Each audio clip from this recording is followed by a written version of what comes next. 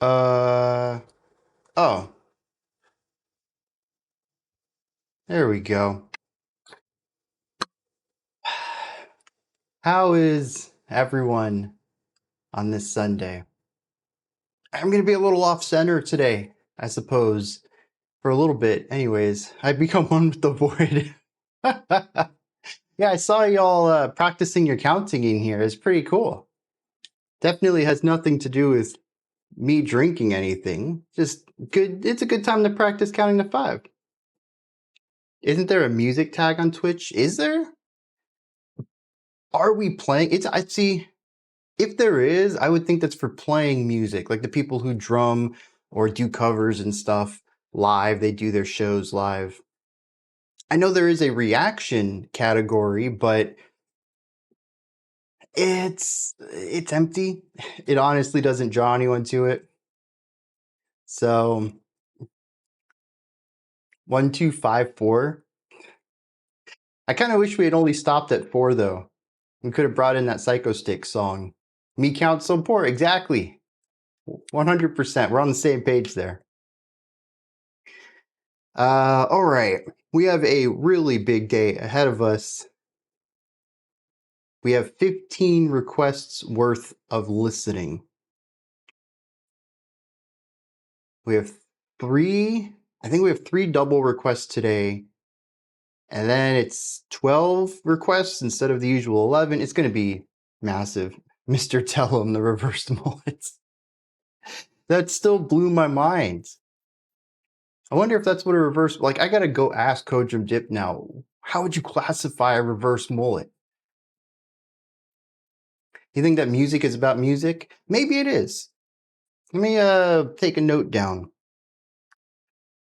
Check out music category. I'll go look at that later and see if maybe this technically should be classified as that. I have no idea what Veiled Radiance is going on about, but you know what? Let's get some music rolling. All right, this is the extended edition version of the live stream. It's gonna be a long one. Block out 3 hours, I think, easily. All right. I'm going to try to stay on topic today, though, given just how much music we have ahead of us. That does not seem right at all. That is the wrong... We have chatception going on here. We have 2 layers of chat. How do I get to... There it is.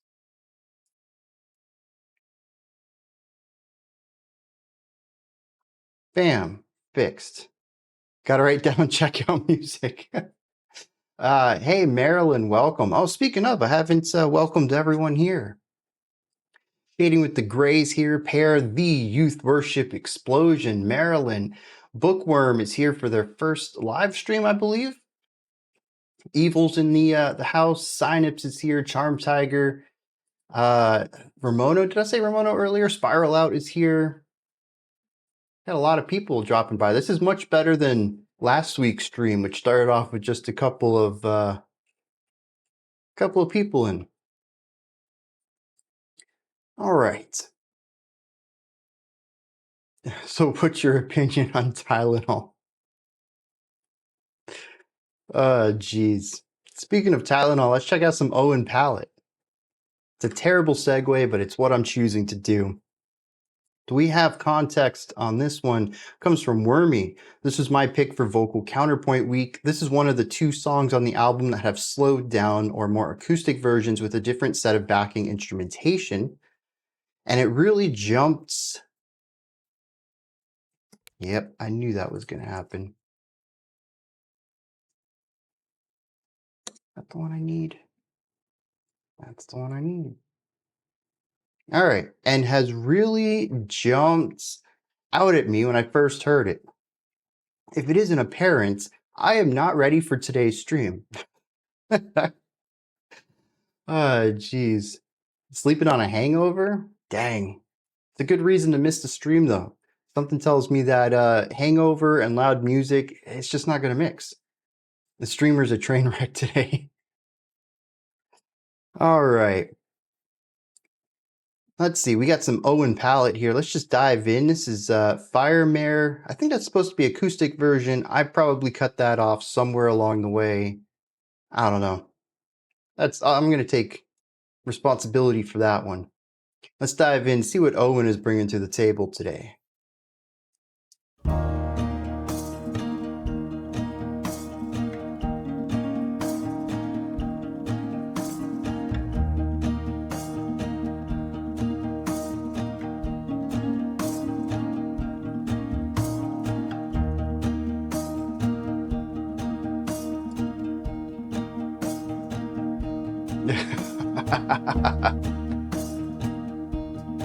I was waiting for you to bring that up. Shading. That's why I said it. For those who don't know, it's a little bit of an in-joke from the game streams.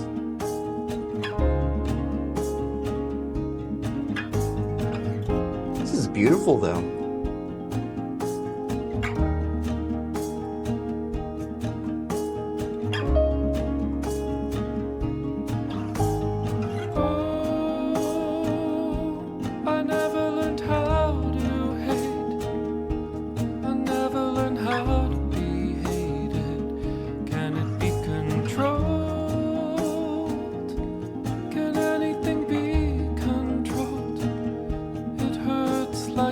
For extra gains.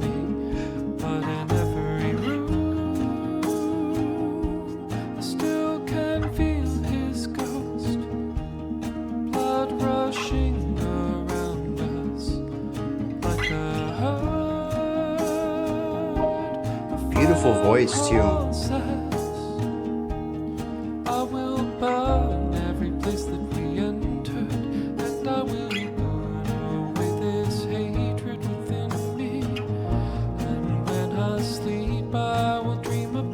It just says official video. I don't know if an animatic has to be unofficial or not.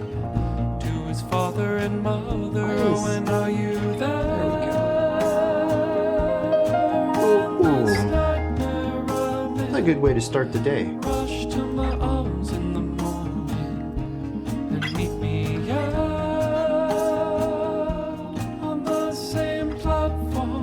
Okay. So animatics can be official.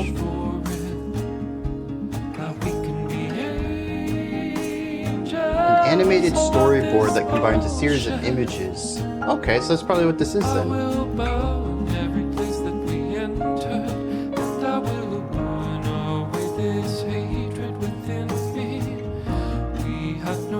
Although there's a possibility that it is, well, I guess it doesn't need to be.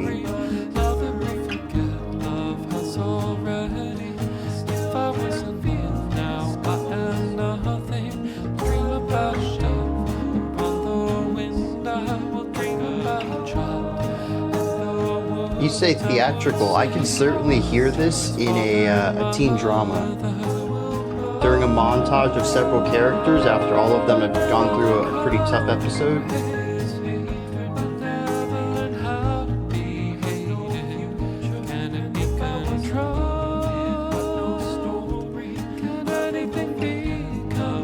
I still need to play that. All of them.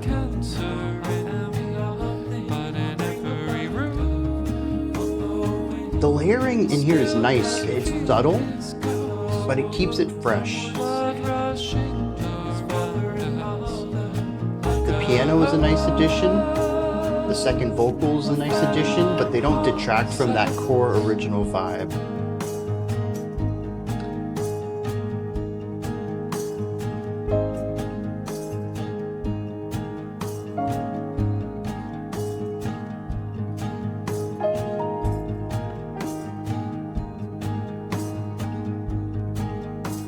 Yeah, I'm not thinking it's gonna do anything different.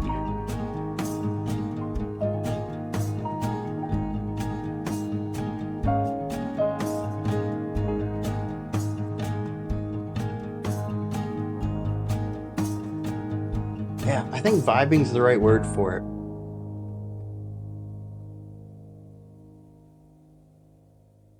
The rest credits? Still a lot of video left. Yeah. Yeah, a very chill song right there. Enjoyed the atmosphere on it. The layering's nice.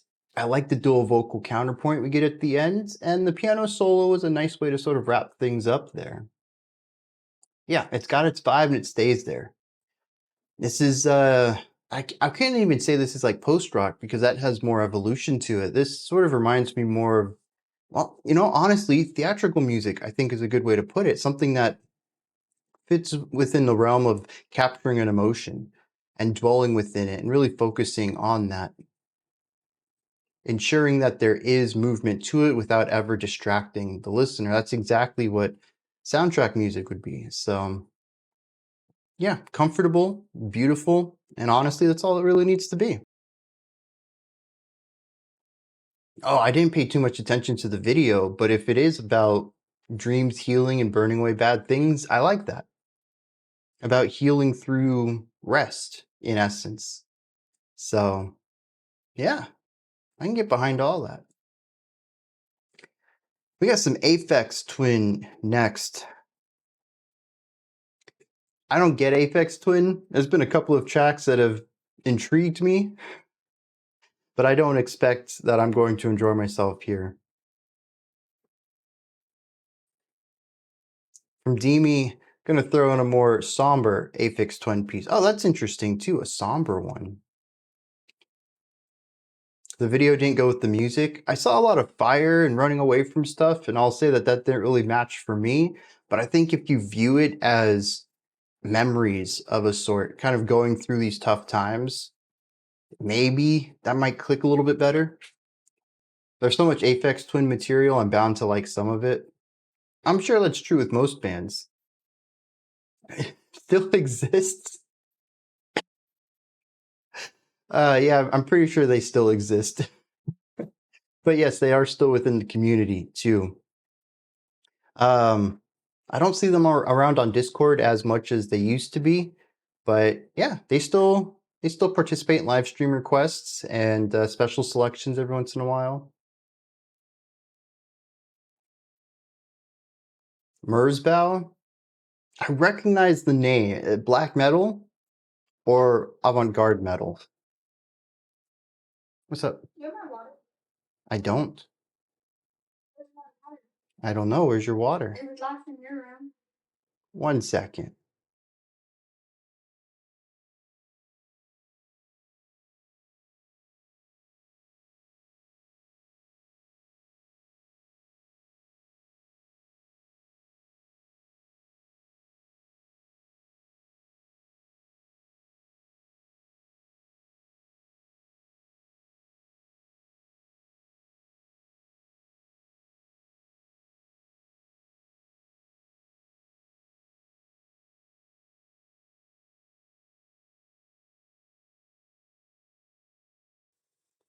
All right. You wish it was black metal?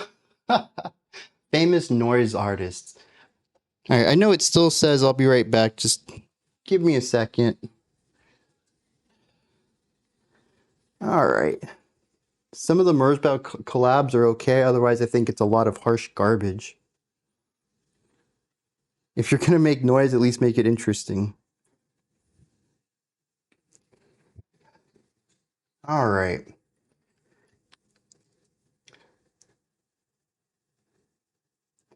There we go. All right. Yeah, I knew it did. I was trying to fix a bunch of stuff, dude. Do y'all have this problem where it doesn't matter if you've taken a shower after you work out, you're still just going to sweat for like an hour? It is ridiculous. And so here I am, and like it's so hot in here, but I don't think it's really that hot. I think I'm still just warm from earlier, from working out earlier. And I don't know any way to fix that. I've searched the internet. Apparently it's just something you got to deal with. I like Merzbow collabs, but his solo stuff's just boring and goes nowhere. Watch the Aglock vid where the demon stole the last half of the video. What?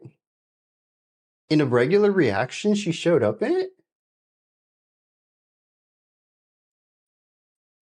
Glock. Which one? What was it? Faustian Echoes? Embers Dress the Sky? Or was it an older one? You live in Florida. It comes with the territory. Yeah, I guess so. I guess so. I mean, it's warmer than I'd like it to be right now. And I suppose I don't necessarily have this problem in the winter, too, for the whole 3 weeks of winter we actually get down here. A long, cold shower? I might have to do that. Because I've tried the trick where you take a hot shower and then, like, the last minute or two is cold. I don't know. That doesn't work. Oh, it's got to be more than 2 minutes. Okay. Just don't work out. Oh. That's fair. Most noise music is just one long drone and doesn't do anything interesting. That's me too. I like when things move and are dynamic. I'm more forgiving of stuff like that. All right. The trick is to wait after the workout after 15 minutes. I waited as long as I could, but I did it before the stream, which I don't always do, and I don't have time for it. But given how long the stream was, I knew I was going to be too tired to do it after. Using a bunch of effects and exploring sonically it's what's fun. Oh yeah, okay. So using a bunch of effects and exploring sonic sounds is what is fun and interesting. The music should sound like a deer. I kind of want to find that one now. I'm gonna have to look that up later. All right. What was the context for this? Oh yeah, somber Aphex twin. Let's dive in.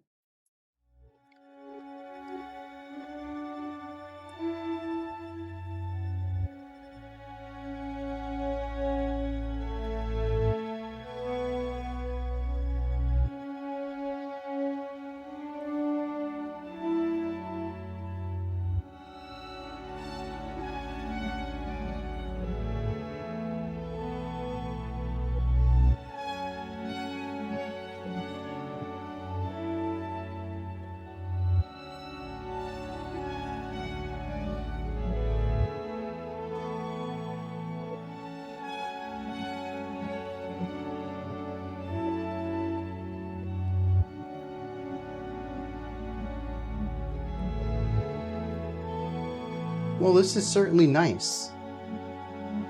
We have a very chill start to the stream today.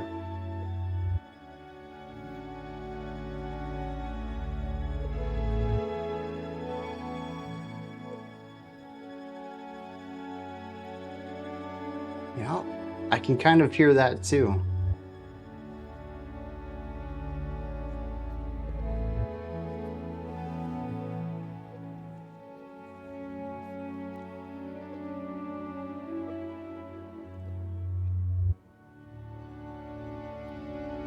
In fact, I'll be honest.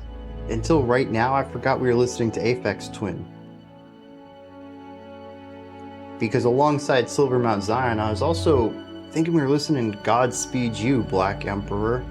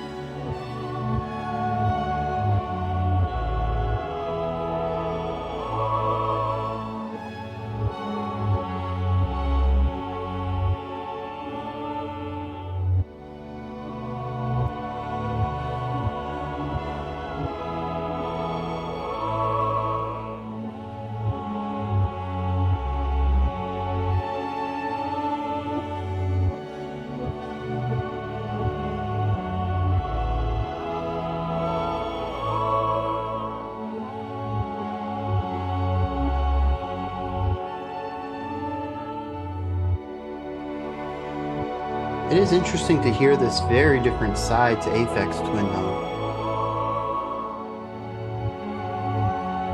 think the only stuff I've listened to is his more noisy, loud, abrasive stuff. Oh, I do think we listened to a piano thing a long time ago. Flim, maybe?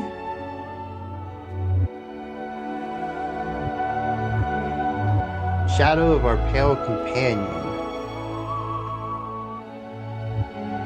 Got it. Thank you. I'll have to check that out later. 2020. Wow, the channel was so fresh there. 7 months in.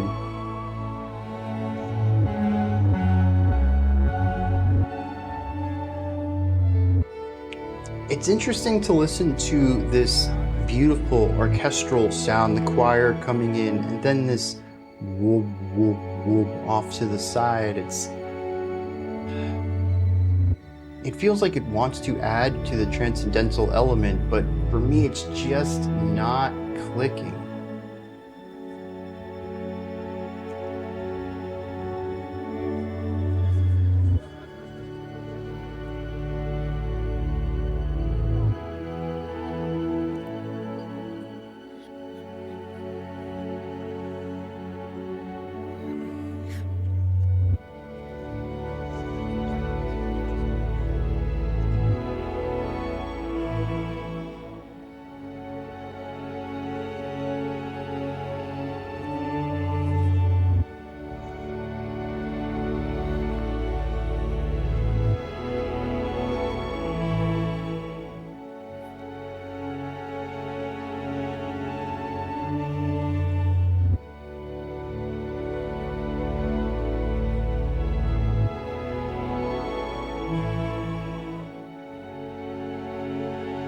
I wonder if this makes any more sense with the synth not being reversed. Maybe it's adding harmonic information that is just kind of tough to hear with the sounds moving in the opposite direction.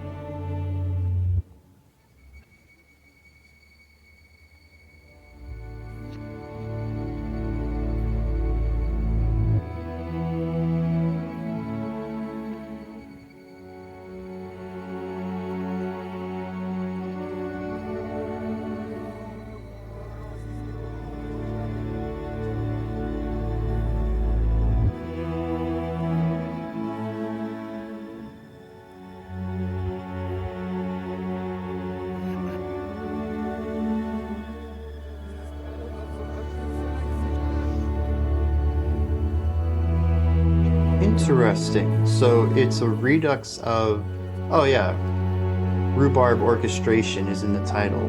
So interesting. Oh, have I listened to that? That sounds familiar.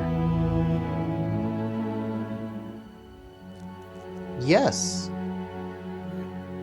We listened to Rhubarb 3 years ago.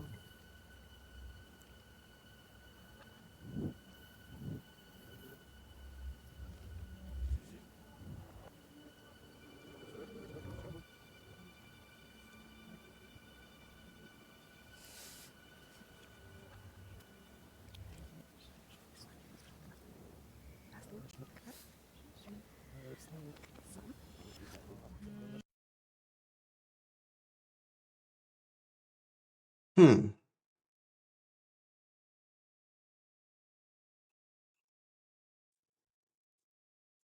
I think this generally works as good soundtrack music. I don't find that there's enough in it to really engage with, but it sounds very calm and serene. I think that there's an element of awe even in it, a reverence of sorts. But pretty much what you hear in the first second is what you hear for the entire 7-minute runtime of this. So I'm I'm of two minds of it. I think that it is a well done ambient piece, but I also don't find that I enjoyed much of it in this context. As background music, this would have really set a scene or whatever, as a multi I can't think of that word. Multimedia project. I could see this elevating something else, a work of art, a visual scene, any of that. But by itself, it just doesn't do enough. And yeah, for meditation, I think it would work very well. It's very calming, very serene, very emptying, but there's also, like I said, that reverence to it. And I think that sells a lot of what it's going for. It isn't just chords. It isn't just this beautiful string line. There is this larger power to it, or at least it's alluding to something larger. And through that, I think the simplicity and general quietness of it works in its favor. This would not do as well as a more bombastic piece. It would lose some of that quiet reverence for a type of, I don't know, larger than life strength or power. So it is what it needs to be in order to do what it's doing. I just have a tough time connecting with it other than, some nice background music. And I think it does a good job on that. It's today's theme songs that put you to sleep. It is so far. Although I don't think we do have some standard rock ahead of us. I don't know that I recognize anything as metal today. Well, we do have Contortionist coming up, so I'm pretty sure that's gent or some sort of progressive metal. This is good elevator music. I don't know if I'd put this in an elevator. It doesn't have enough pep to it. Elevator music you gotta have that music. Gotta have a little bit of movement to it. Can't be totally serene like this. Otherwise, people would be sleeping in elevators. Yeah, so Contortionist is metal. I don't know about the rest of today's bands, but I do know we're getting some electric guitar today, towards the end of today.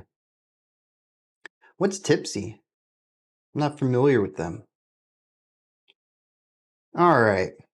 Next up, we do have Contortionist with Geocentric Confusion. This comes from Vermilion Gates, just a really nice display of prog metal. Let's check it.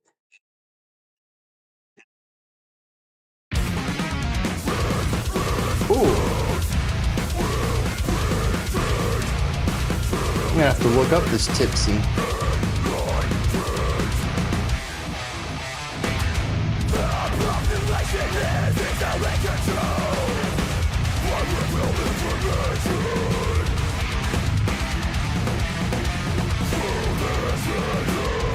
It's so compressed too compared to everything else we've listened to. Yeah, this is the chill one.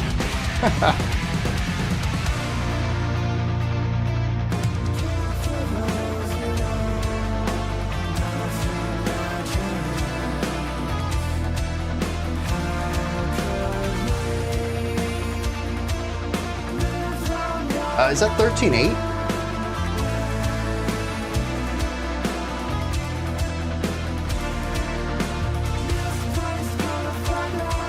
I think it is. It's got an interesting pickup to the downbeats though, so that kind of throws me off a little bit.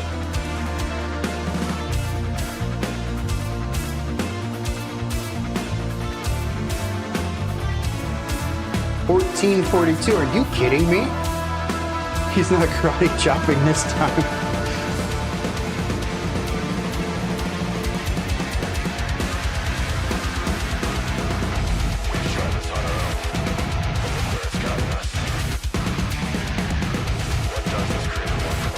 Wait, how do you even do 42? We don't have 42nd notes.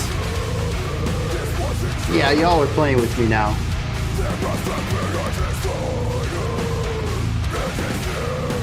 Dude, all the polyrhythm in here. I don't even know what the original time signature is, but I can feel the polyrhythm.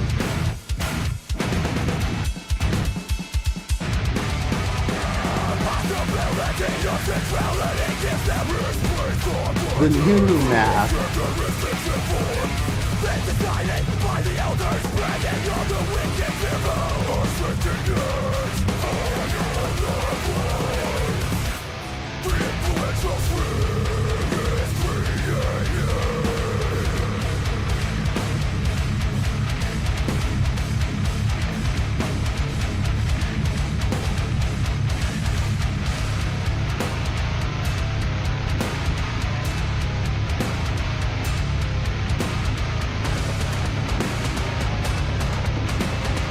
4.5. I refuse that.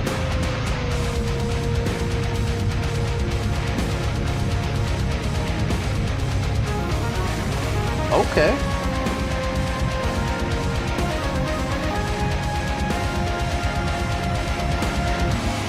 It's an interesting production contrast between the instruments in that last section.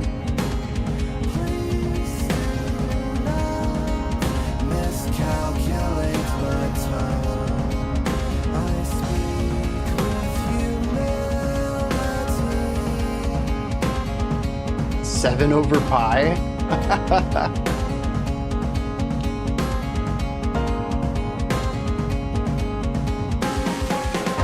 It would be 8/9, but we also still don't have ninth notes to divide things into, so that's still non-traditional at the very least.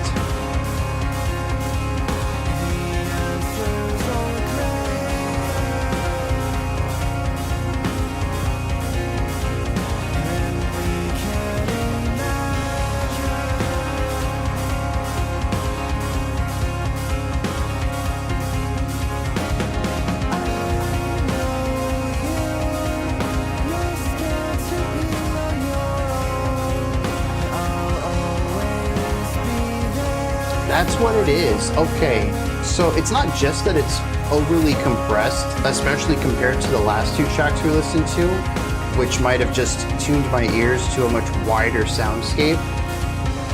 It's also kind of flat in sections though. I think particularly the metal sections, and I think there are like frequencies just not as highlighted. This is an early work for them.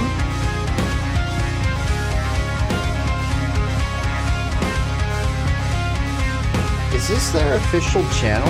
It is not. Okay, so I'm gonna touch on this in a second.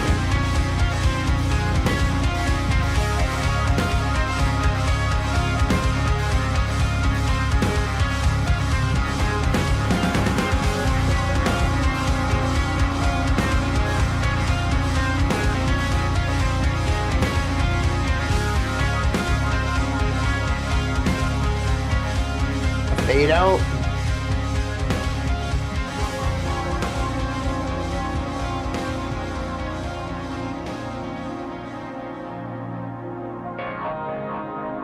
So this is an unofficial remaster. So I'm going to hold all my thoughts on the production then.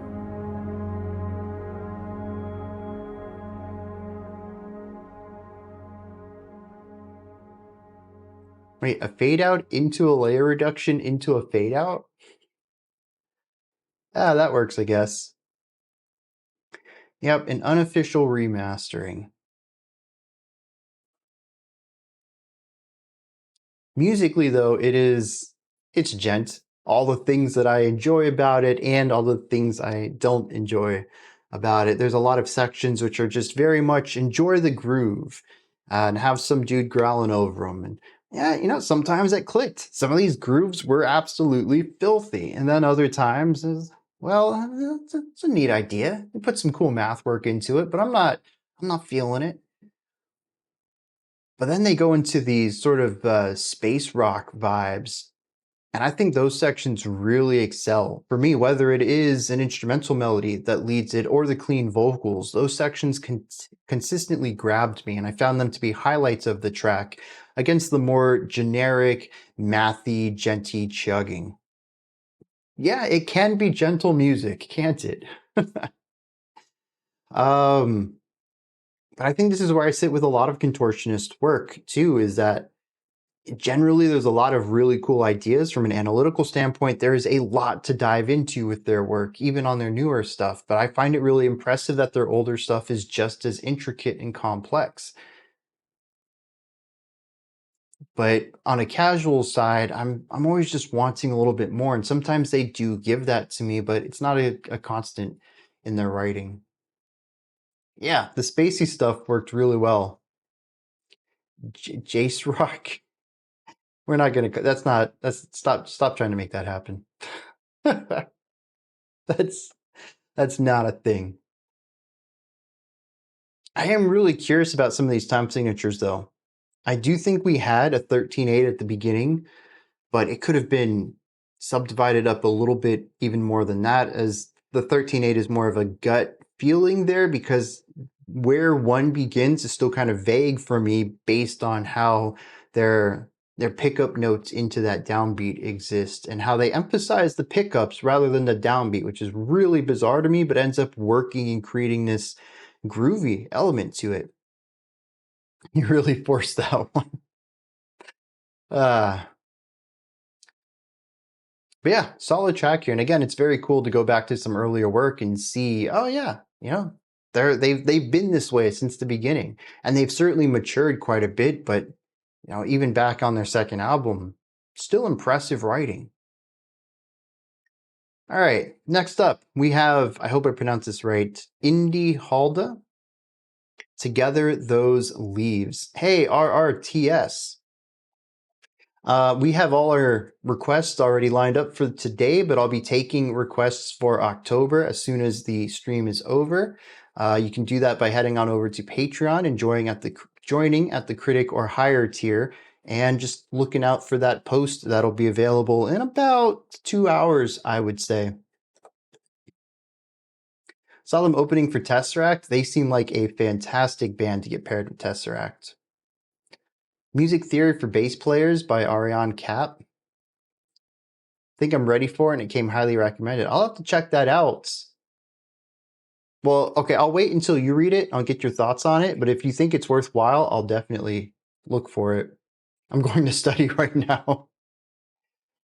Yndi Halder is the pronunciation here. All right, thank you very much.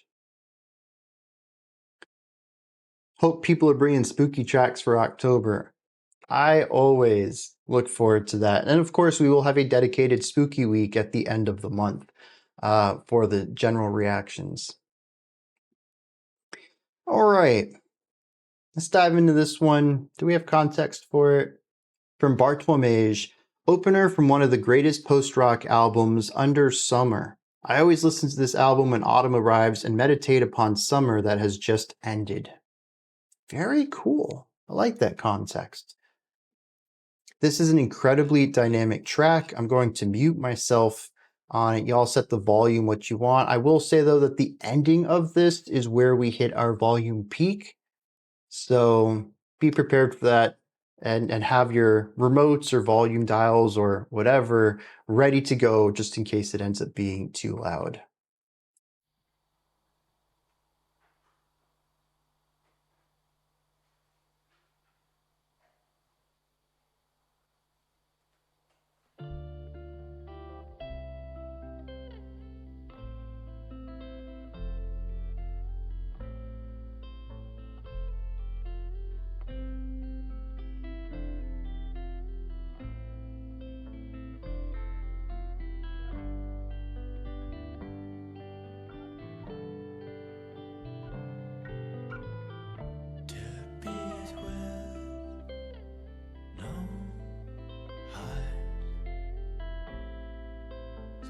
Sticks to their back, together they'll fall to the ground.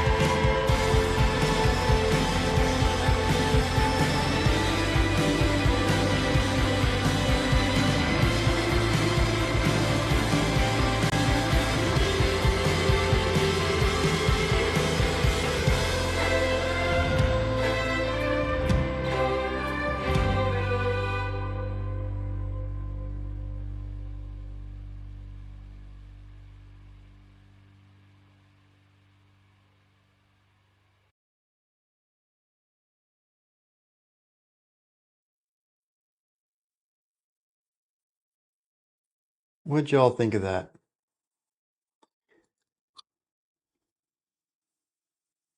Now, I do see the comparisons with other bands like this. Godspeed You absolutely does something similar with the same types of electronic or acoustic instrumentation. There's also Why can't I think of the name of them? They did the Challenger song. Something about explosions in the sky. Is that who I'm thinking of?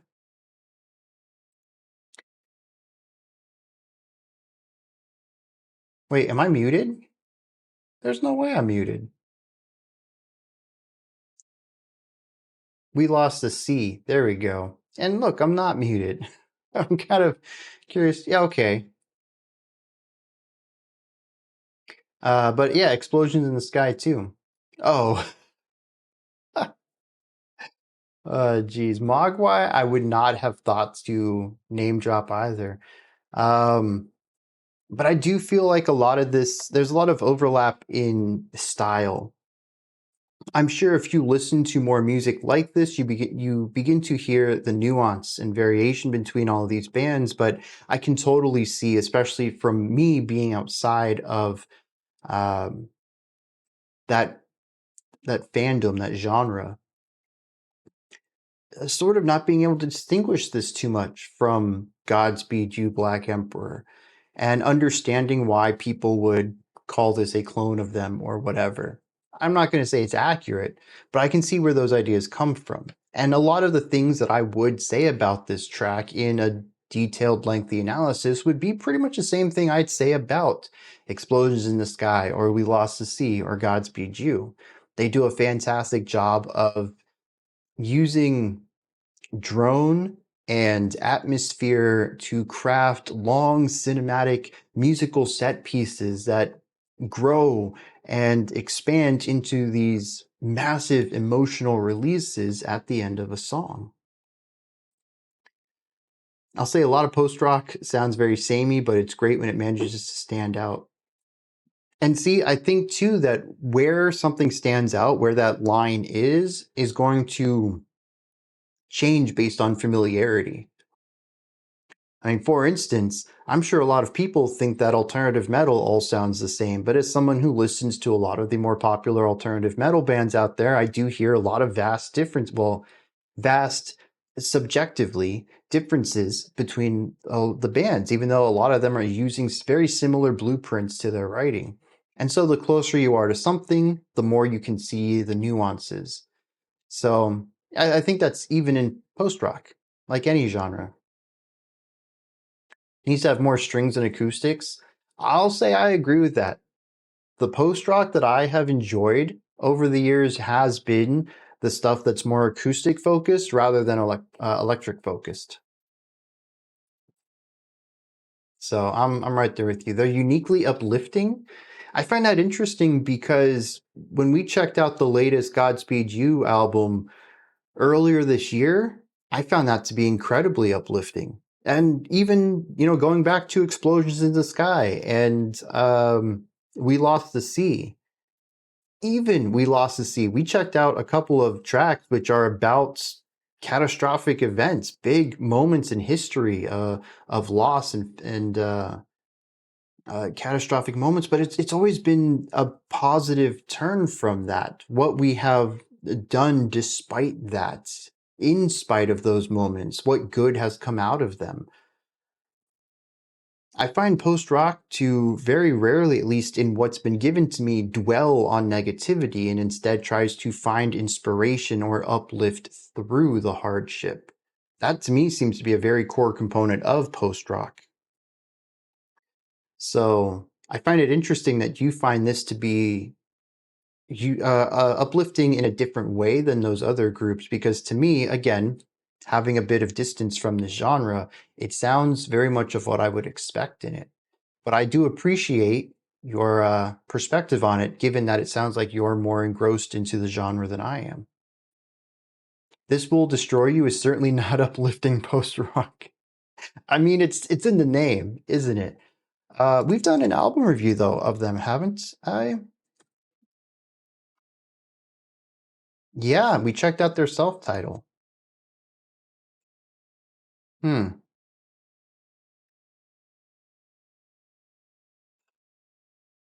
I don't remember that though. That was almost 2 years ago now. So, dang, look at my short hair. I look so different in those pictures. Uh, but there is always that too. that post-rock isn't exclusively uplifting, but I do think that that's, if it's not what I've been given the most of, it is what's been most impactful on me, and thus what I tend to associate with it. Hey, Mark, glad to have you. The lice, man. It still blows my mind that somehow I've had lice twice this decade. I can't, I've never had it in my entire life. I've had to cut my hair down twice since starting this channel. Always get you. Something, something, Florida. Oh, jeez. Lice twice. Yeah, I could see a punk band doing that. Oh, you said track name. That works too. You suspect the medium demon was involved? Both times, yeah. I think the first time, yeah, she got it first, and then it went to me. But I think the second time I got it from a hotel, actually. So that sucked.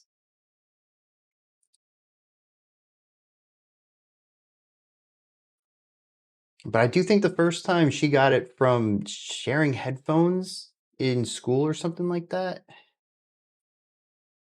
Or at least that's what we narrowed it down to, because you know, you don't know when it happened. It's kind of a vague time frame, and it's kind of tough to figure out exactly. But I think that's, remember the moment you saw a bed bug at your hotel? The thing is, too, is I don't even remember there being lice at the hotel, but it was the only thing that I could pinpoint where it would have been. Bugs or demons?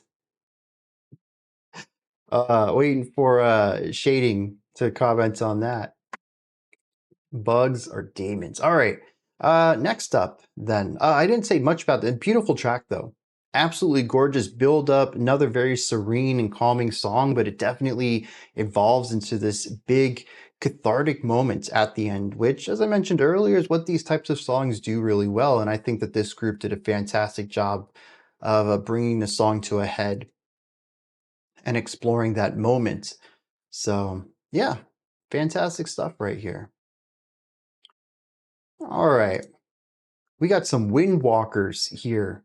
It's an interesting band name. Anti-Bugland propaganda will not stand. I knew it was coming.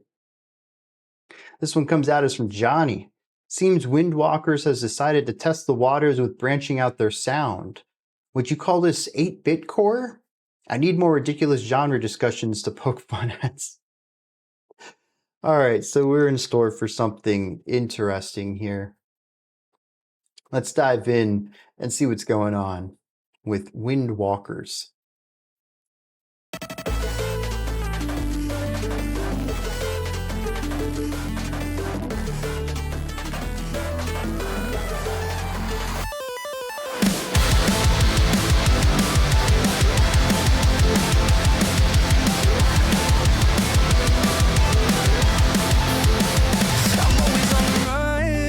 Too messed up and paranoid as fuck, killing my health with the nicotine buzz. What is this mid-2010s pop rock thing? With my habit, nothing you prescribe could eliminate the static. I'd rather hide than be seen, but over dramatics are causing a scene. Very fun and poppy.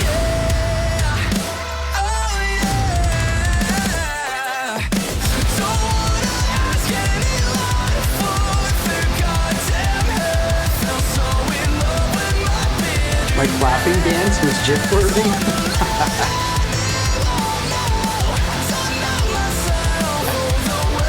It wouldn't be the first time I incorrectly predict something and look a fool.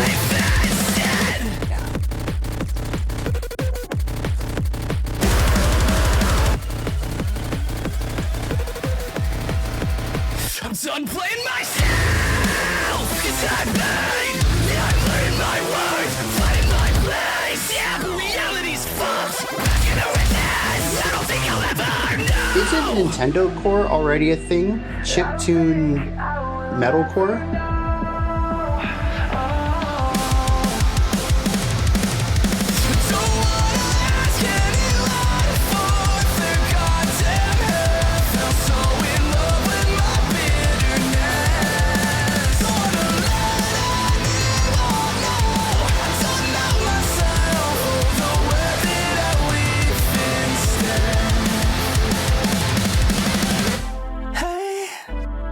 Feels like it's checking boxes. That's what a lot of alternative metal feels like these days. A little bit of R&B, a little bit of pop, a little bit of indie rock, a little bit of electronic, a little bit of metal. Yeah, there it is right there. A lot of bands are incorporating lighter elements and electronic elements into their music.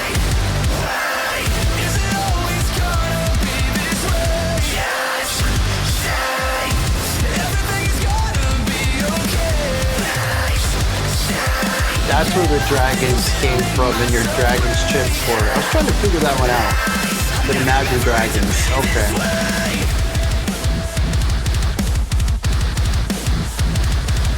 Yeah, dude, I hadn't thought about Horse the Band in a long time until I put the spreadsheet together and saw their name. I was like, ah, yeah, dude, that band.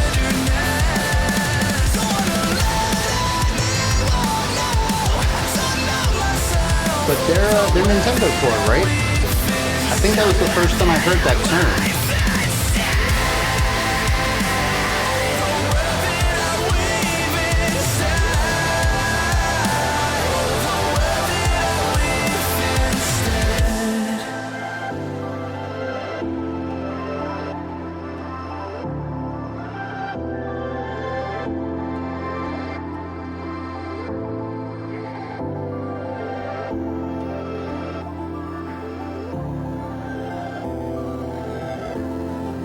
That name sounds familiar, but yeah, we checked out Nero's Intention a couple of years back. I just called it Yes Much Music, which, okay, so they definitely sound like a band that incorporates a lot of stuff. All right, so here's something really interesting. I think you all are thinking that this was requested by Johnny Peace, Love, and Metal, but this is just requested by Johnny. We got Johnny PLM's track coming in later on today. Yeah, we have two Johnnies in the community.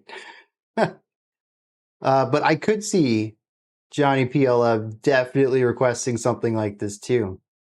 One of those Johnnies gotta change their name. You know, we also have a Prog Pro and a Prog Pair. That was a bit confusing at one time. I've gotten used to that. Johnnyflation. I enjoyed this though. It's funny that I just mentioned alternative metal, and here we go. Pretty strong alternative metal track here.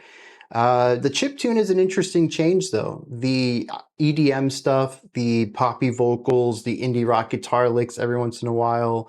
The incorporation of all this, as we sort of discussed, is something that a lot of alternative metal bands are incorporating into their music in order to create something that is metal, sure, and there are some very strong metalcore aspects of this track, but the other parts are more palatable while casting a very wide net. I find it to be a very cool sound. I do wish that more things were worked together and we kind of saw more of a crossover of ideas, but I do like the general, I guess, everythingness of it.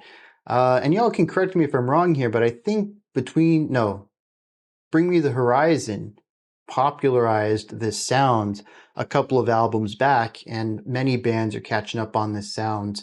Though I think, Sleep Token has also done a big job of, I don't know what I'm saying here. They've done a great job of bringing this sound to the masses as well, sort of just incorporating a little bit of everything into their music. I definitely think it's a love it or hate it kind of thing. I don't know too many people who would be lukewarm to the chaotic elements of this Between the Horizon and Me. And Med Token. Wow. I know you got some hot takes, Youth Worship Explosion, but dang.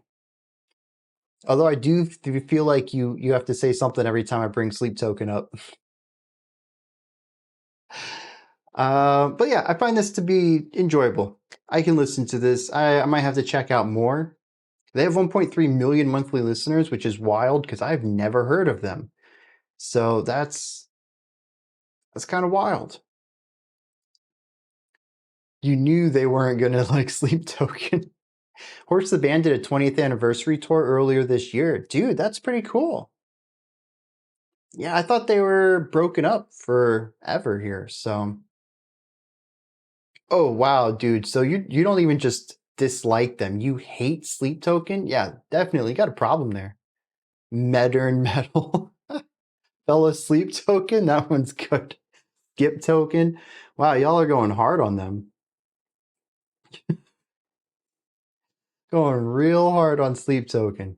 I think I just got to remember not to bring them up anymore. Apparently, it really riles some people up around here. You need therapy. All right. Next up, we got some Destroy Boys, which I like the rhyme in that. It's a very cool idea here. We have 3 syllables. The emphasis is on 2 and 3, which kind of puts it as more of an aggressive, abrasive statement there. If we could have had like the emphasis on 1 and 3, I thought that kind of nice. Just on 2 would have good flow to it. But we have Destroy Boys. Really just makes you stick the landing on those last 2. The song's called Piedmont. Piedmont? I don't know what that means. Maybe I'll look that up while the song's going on. Let's dive into this though. Let's see what Destroy Boys has in store for us today. Okay.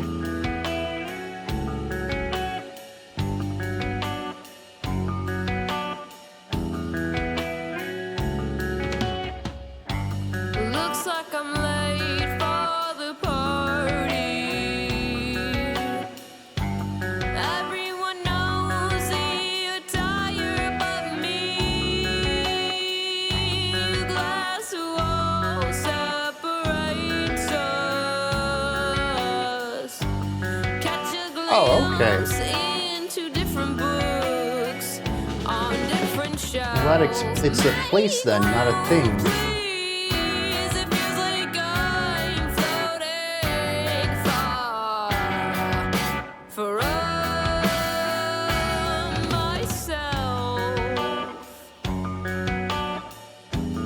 Curious then what that location has to do with peer pressure. 100%. Childhood, well, looks like a lot of teen issues all wrapped up in one.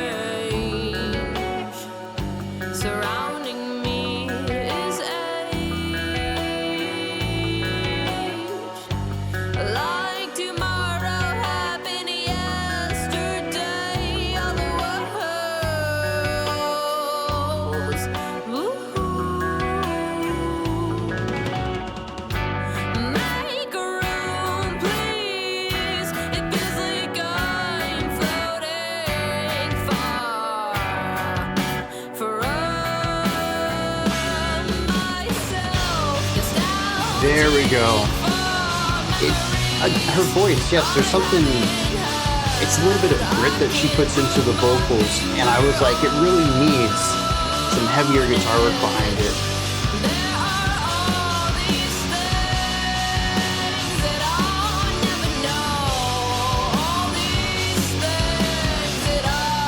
Yeah, dude, this all works. Fantastic vocalist for that style of music. This is an interesting kind of lighter side of grunge though. Grunge typically does jump back and forth between lighter and heavier, but this almost has an indie vibe to it.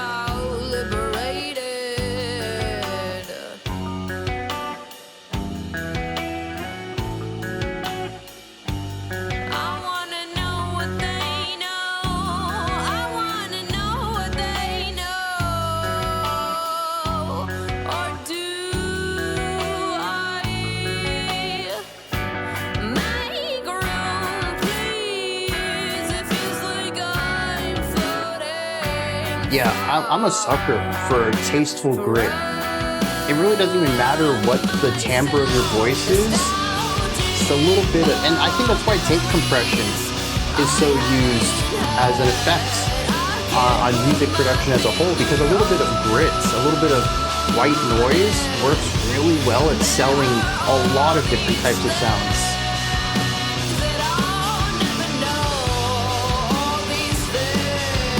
That's a good element too.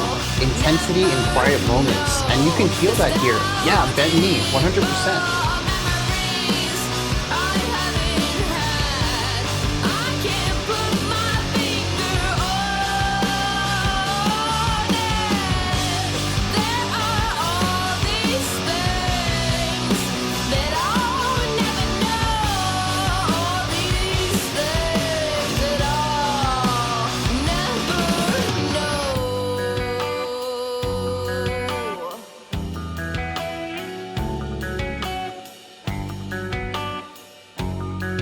This guitar line though, there is something a little off about it. And I think that works so well. Like it feels like an indie rock line. Got that nice little bit of tasteful reverb. It's clean electric guitar. It's just running up a chord, but there's a specific note choice in it that just kind of unsettles it a little bit. And I think that's one of the reasons why I was expecting that distorted guitar later on, because there is this intensity that needs an outlet. And they really lean into that for a long time as they do those back-to-back verses without hitting the chorus at the beginning. I'm on board with that. This let's see, this is from 6 years ago. For some reason I thought this was new. I mean, 6 years is still newish, but I thought this was brand new. Definitely a band I'm gonna have to check out though. I'd love to see where grunge is going these days.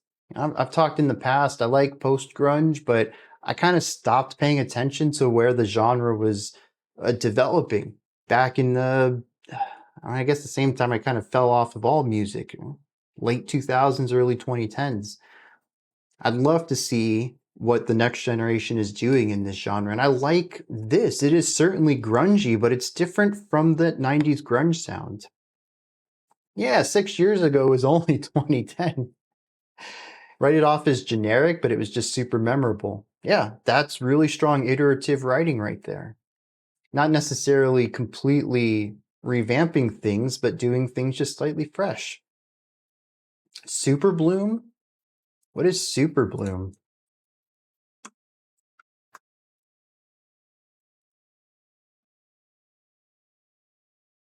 By Mr. Wives? By Silent Planet? The movie? This doesn't seem like it should be that common of a word. Why is this so common? Modern band, showed them to my dad. He thought they were from 95. Okay.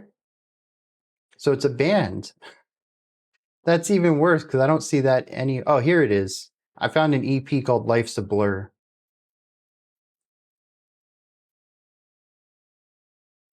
Well, I like grunge. I'll save that. Cool, that's the one. Awesome.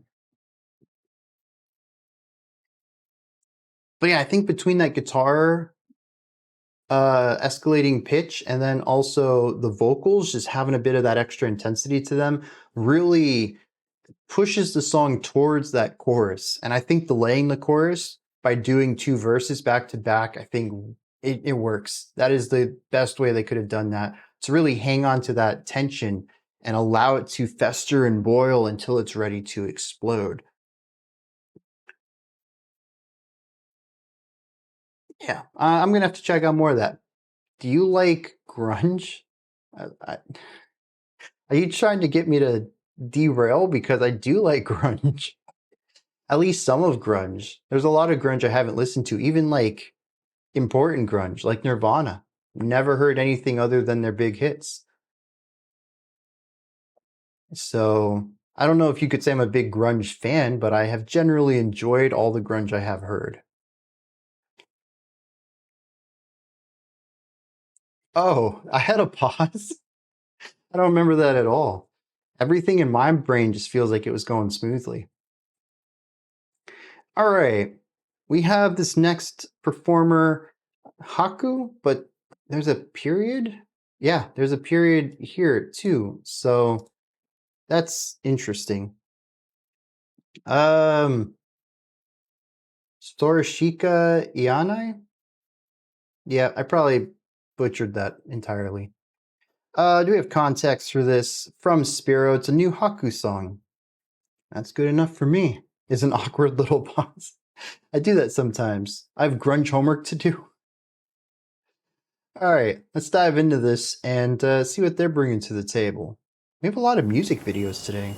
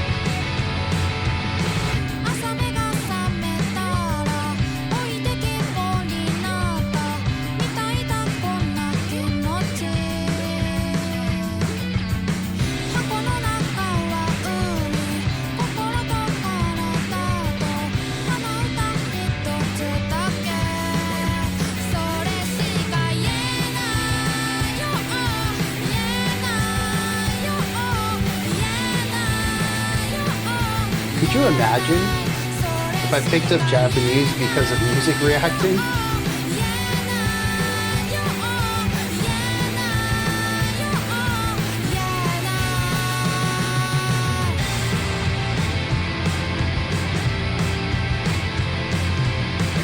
I'm trying to acclimate to the production here, but I do wish it were a little bigger.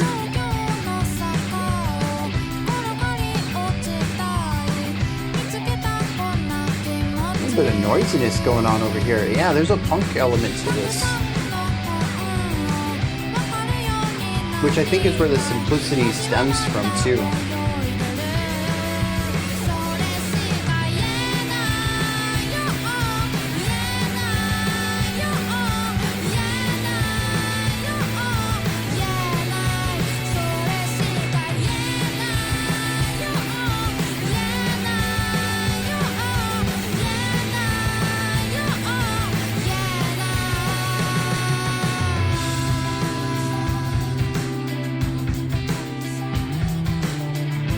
Oh yeah, I'm down for this section.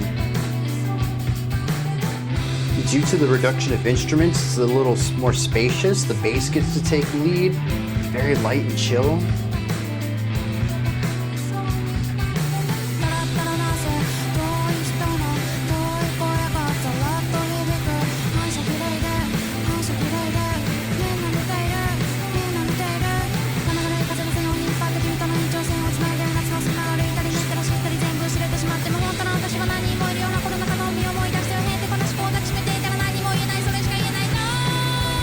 Rapid fire delivery there.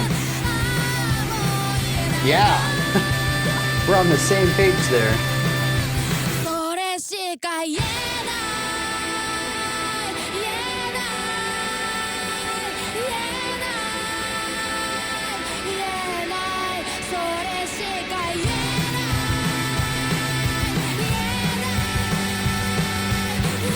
Yeah, I enjoyed the technical element of that bridge.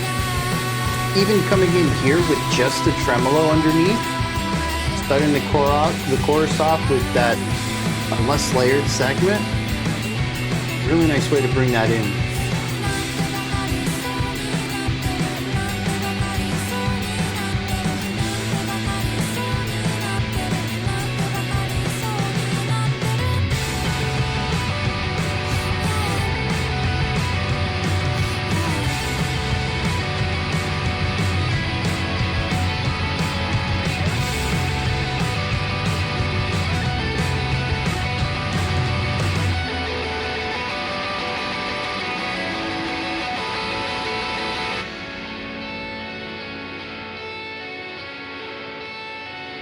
Yeah, cool track.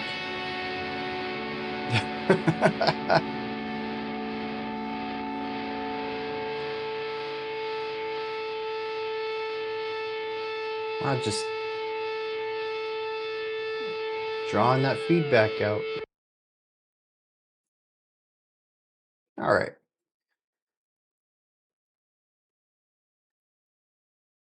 Yeah, an interesting kind of slightly grittier indie rock song, very much adjacent to what we had listened to just prior with Destroy Boys.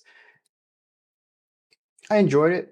I might have to check some more out. I do find that the bridge is what enticed me the most, though, as the production finally felt like it opened up a little bit. The guitars were still on the outside, pushing the song forward, but it was now bass led, which kind of opened up all this treble room in the middle. The vocals got to explore that with very light, chill sounds. The bass leading, once again, just absolutely love that. The bass tone was fantastic too. And then the rapid fire delivery was impressive. And then that pulling us into the variation on the chorus, taking off the top guitar layers and just getting the lower tremolo picking. That was a very cool way to bring everything back in. I do like the atmosphere of this, though. There is something that feels heavy and weighty, but a positivity, as if trying to push through a darkness, but not really putting either side of that into too heavy into that side of the spectrum. The song isn't incredibly dense and overwhelming, but there is a weight to it. And it isn't incredibly joyful, but there is a hopefulness to it. And it sort of sits somewhere in a neutral realm that encompasses both sides. I thought that it did a really great job of capturing that dual emotion there. Yeah, actually, a lot of today. Very indie, light, chill. Contortionist. They really throw a wrench into that, but otherwise, it's been a chill day. I wonder if the end of summer just brings that out in people, because this entire month, we haven't really had a lot of metal going on. It's been the outlier in every stream. But yeah, dude, more music videos should have cat in them. That's for sure. Now, this is interesting because as soon as I saw this come in, I was like, oh, snap, we did another song featuring Strawberry Hospital this month. And then when I was putting the comments together, I noticed that that was actually the reason it was picked. Coming from Cameron, earlier this month, I saw you reacting to Blind Equation featuring this artist. You seemed to enjoy it, so I thought I'd send you one of their songs. So we're going to check out some Strawberry Hospital here with the track Memento. Let's dive in.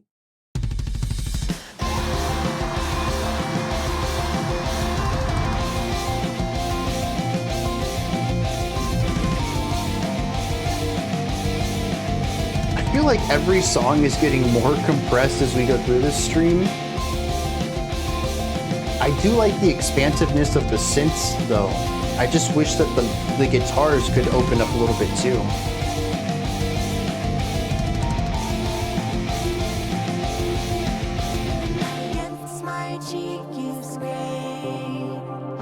The compressing edition. Yeah, I can go with that.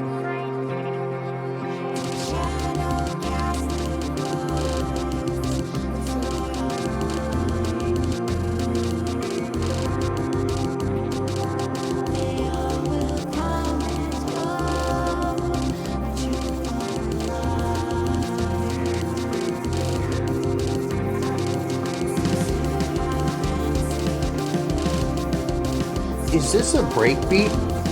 It's very close, but I don't know if it actually crosses into that category.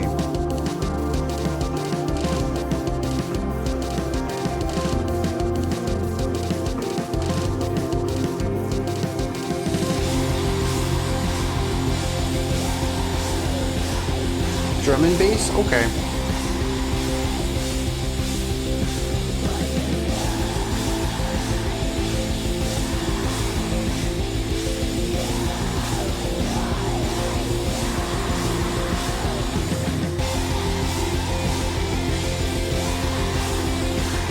So this is Black and Emo, right?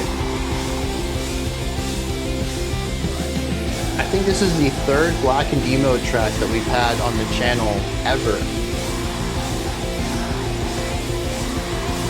Extended yet compressed. That's clever.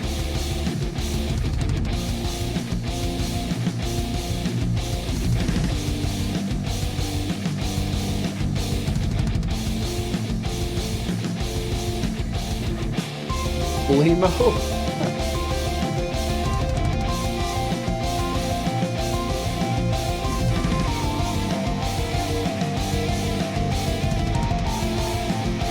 I think if the chords were different, I'd be right there with you, Musket.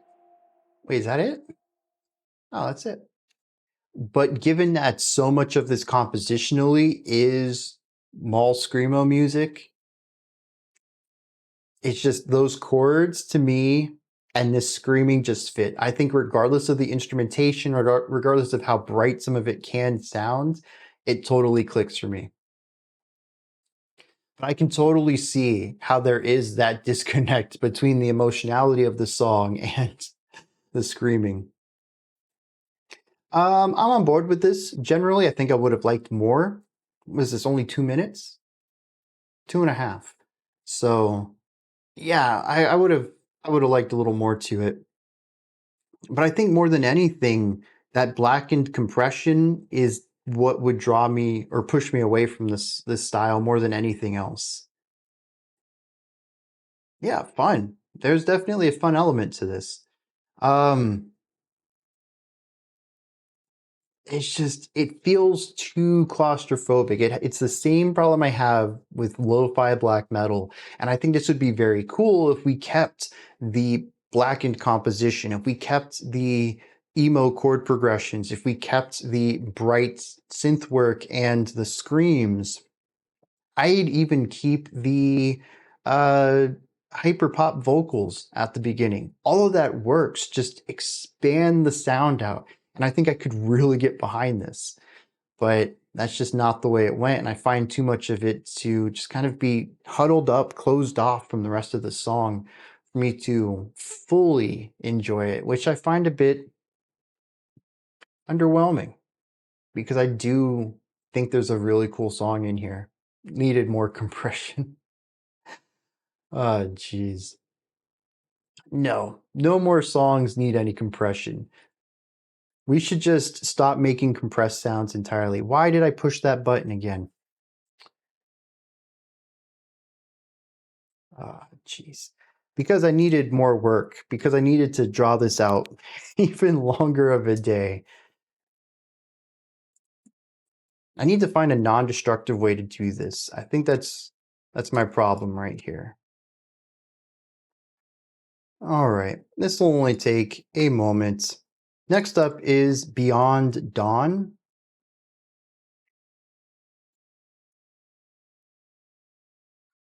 With the track Increasing the Gravity. More cowbell. He's a one-man artist that does live shows. I wonder if he brings other people or uses a drum machine. My guess would probably be a drum machine, especially given the sounds of the drums here. But you know, honestly, I guess it could go either way.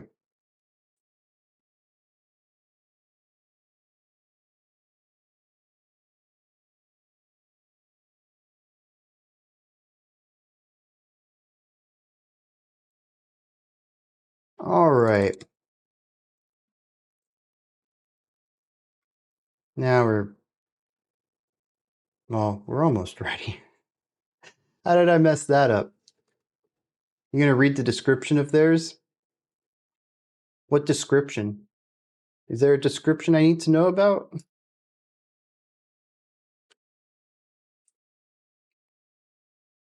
All right. Increasing the gravity here. I'll fix this in a second. Let's get this rolling though. This one comes from Youth Worship. Explosion? I don't know where the explosion went. I'm going to assume that it's too long for the box. I don't know. I'll have to fix that later. Beyond Dawn was an underappreciated and quirky band that shifted styles a lot as a doom death band with a trombonist, and then, after dipping into neo-folk and post-punk, they released Frisch, an album completely out of left field. It's unfortunate this album never seemed to find its audience, but I think the indie kids at the time would have loved it if they had heard it. All right, let's dive into this. See what Beyond Dawn is bringing to the table.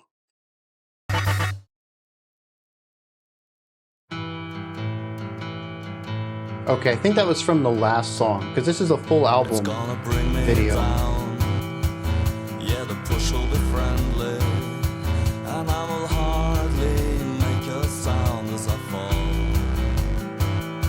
With guilty eyes and a foolish smile, I'm increasing the gravity. It's not like getting high.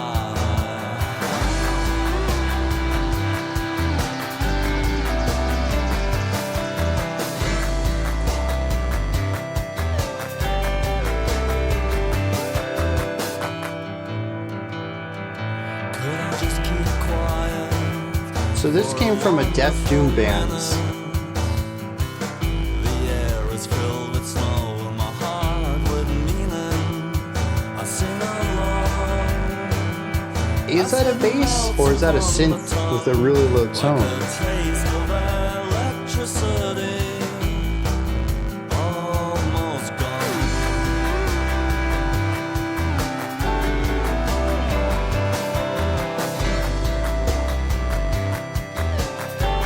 Oh, that's right, you did mention neo-folk.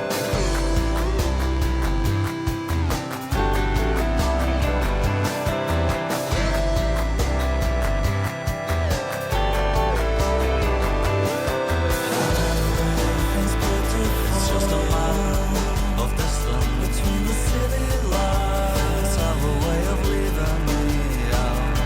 And where in the universe lies the location that I spoke so highly about?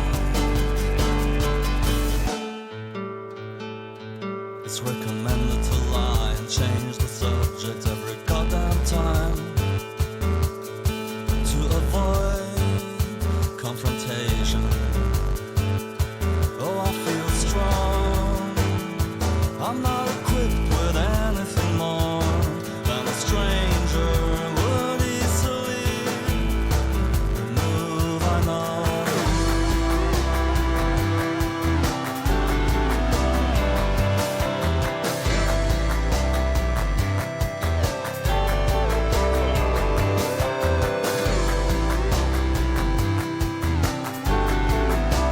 An interesting combination of a lot of styles here. There is a little bit of a folky element. Indie rock, I think, is pretty pervasive here. It's just a matter of distance between the city lights. Have a way of There's also the electronic side though, and the beautiful vocals, lots of layering there too.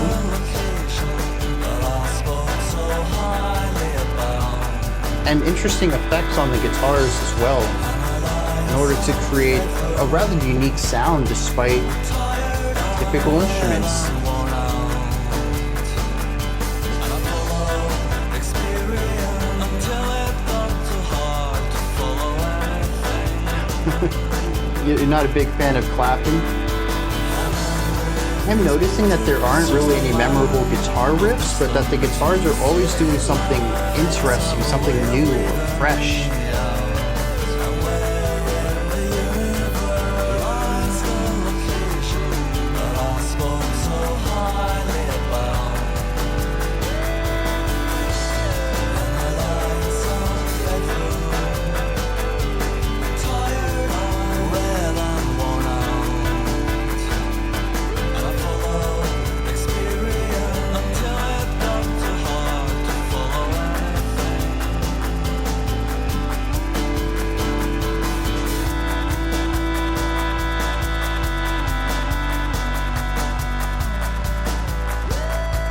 It's like if post-rock and prog rock decided to make an ambient electronic song.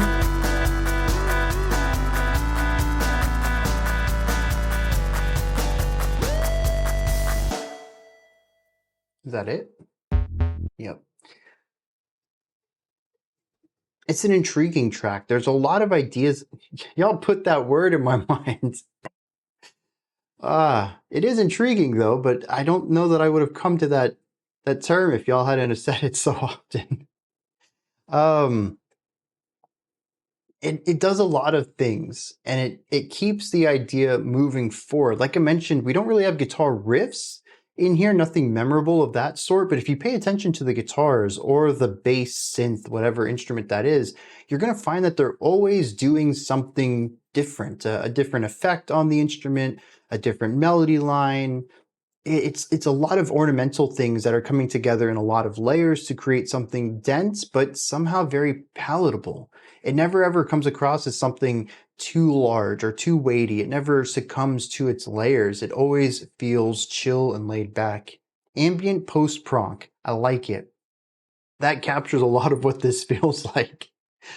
And it does stay light throughout. I think a lot of that comes down to the limited chordal changes going on here. It tends to stay in its lane, very post-rock style, but also the vocals, very light and airy and effortless. Even when we get layers on there, when we have harmonies or counterpoint going on, and the counterpoint is just more layers, and yet it all always feels light. This came out in 2003. Definitely not what I would expect for that time period, but an interesting track nonetheless. And I still find it bizarre that this came from a band who did Death Doom in their past and has dance tracks on this album even. There's a lot of range from this group, that's for sure.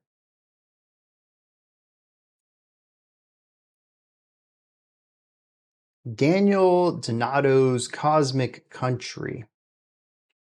The album was ahead of its time. Yeah. Or, you know, I mean, it depends too. I think it was certainly influenced by stuff decades earlier.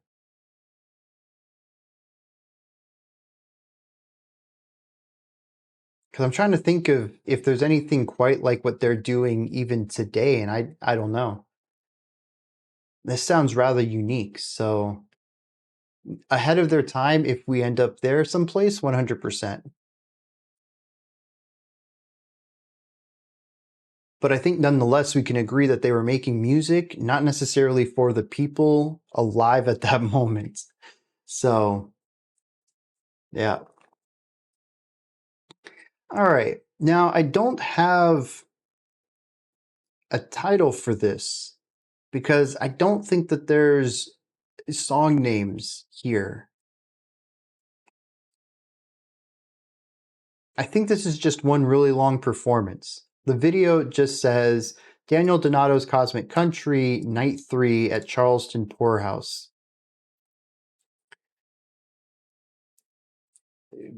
So we're going to look at a little snippet of this. This is a double selection from Daniel. I don't know why Miss Strazzy's there. It's supposed to be from Daniel. Daniel, anyways. Live show from Daniel Donato's Cosmic Country. Wait. No, this is... Wait, I'm going to have to look this up. I don't think Miss Strazzy requested this, but maybe they did. Anyways, live show from Daniel Donato's Cosmic Country. He brings a different flavor to the jam band scene. Oh, it is from you. Okay. And you borrowed time from Thoughts then. I think that's what I was getting mixed up in then. So that's what happens. All right. I am still a mess. The stream started off real rough. We are still shaky here. Let's dive into this. We're going to listen from minutes 25 to 39, give or take, in those ranges. Let's dive in. I don't know what I'm in store for here. Sounds like I need a good kombucha. That would change things. I'm just not sure for the better. Oh, we got an upright bass.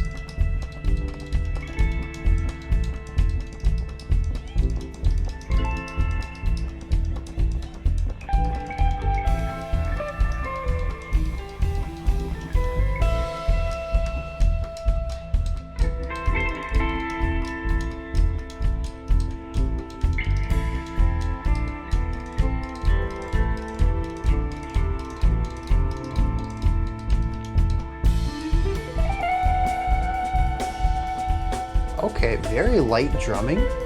Starting off with the rim of the snare. Lots of ghost notes here, lots of cymbal work.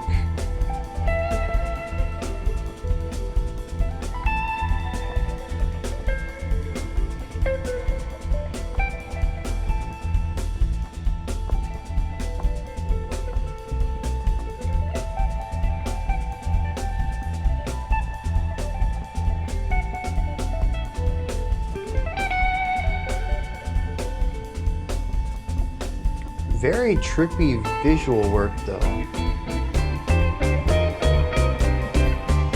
His translucent overlaid shots is wild.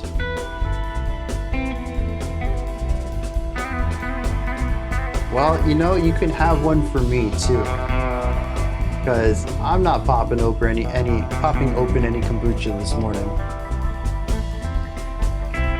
I got my good old water here.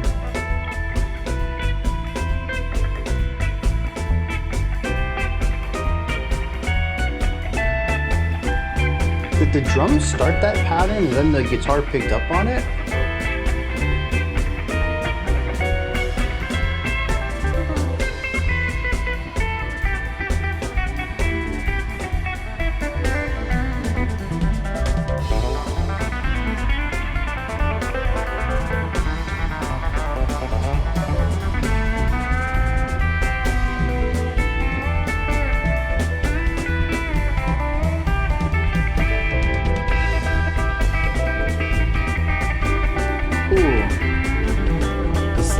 Across all those half step.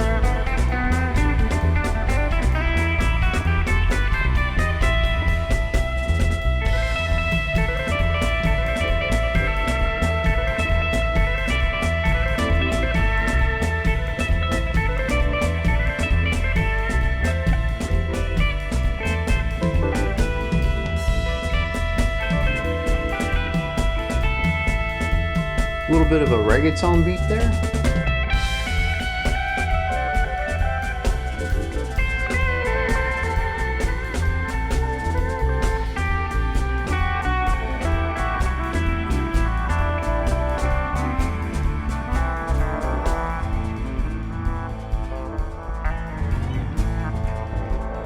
This is a jam session though, isn't it?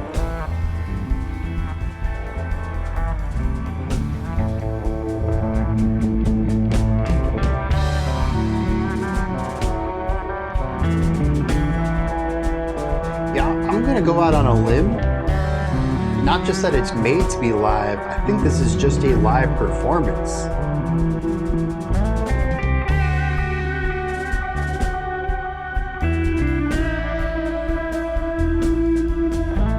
Jamming, yeah. I'd be surprised to hear a studio version of this.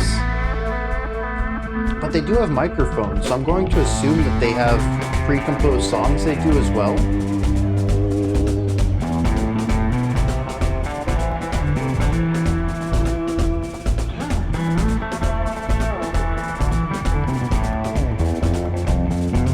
Yeah, see, this seems a bit more pre-composed than the rest.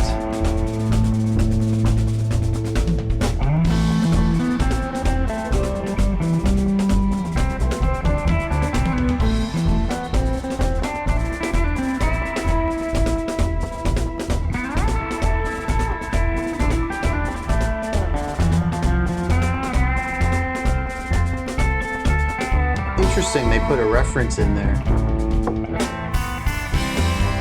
I don't know the song, so I wasn't going to catch it, but I'm glad you did. Adds a little bit to it.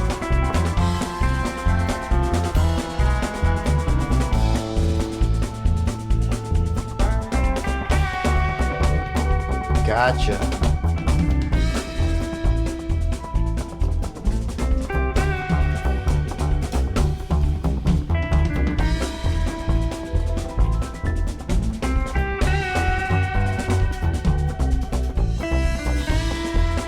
Typically we'll have studio works, but when they perform live, they'll do random improv. Yeah. That's what I was alluding to, like this specific performance wouldn't have, or this specific song wouldn't have a studio version, but that there probably will be songs that are pre-composed that would show up on studio albums that they're going to play sometime during this performance.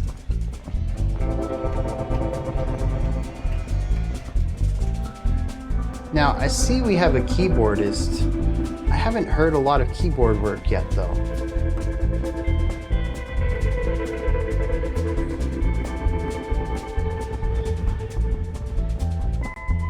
That drummer loves the snare, though.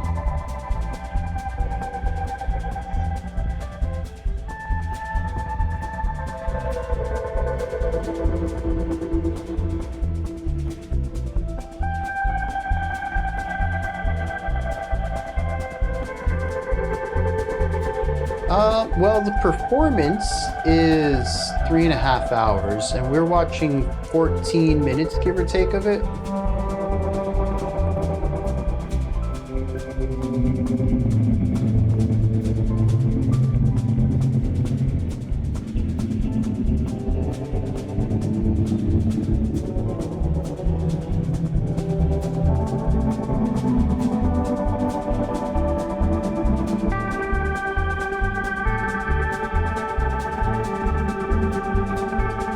I do find it really interesting that people enjoy jam bands, though. I'm pretty sure I've said this in the past. I love jamming. I don't typically like watching people jam, though. Yeah, 100% soloing's the same thing, too. Any melody line, it's about pacing.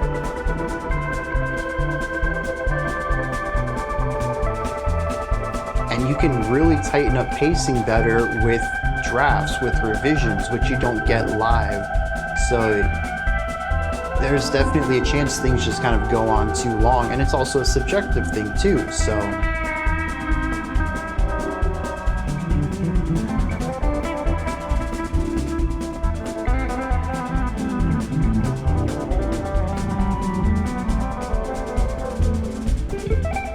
Jamming is kind of hit and miss for me live. Jazz is where it's at, though. I can listen to jazz live all day. And that's where I do love it, man. I'll watch live jazz any day of the week. Good soloist, bad soloist, I don't care. I'm there.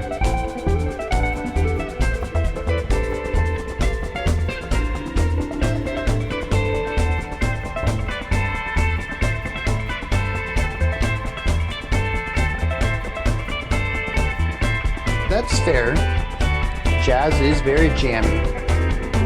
And maybe that's a thing too, where jazz jamming just connects with me more because I've been a jazz musician, whereas rock jamming or blues jamming just doesn't grab me as much because I haven't. I don't know.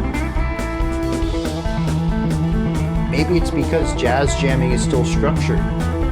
That might be it as well. Love jazz and it's not jamming. You're the type of person that smooth jazz was made for.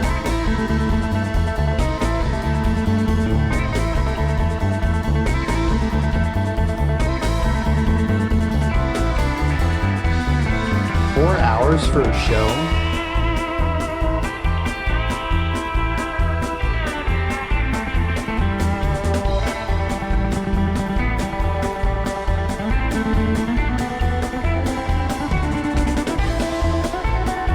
I don't know if I could do that. Even if it's a band I like, there's still... Ooh.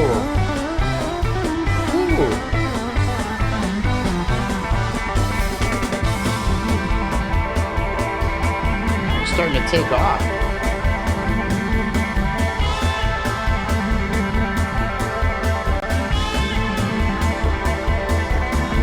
Even if it's a band I like, there's still a cutoff for how long I'm going to be interested in seeing a live show. And I think that it's very short, it's a lot shorter than 4 hours. Wake me up when they finished. 3-hour gig, our support dropped out, we just played 2 sets. Wow. Oh, we finally got some keyboard work. This is a cool little section. And the video editor chilled out a bit too, so I'm on board with this.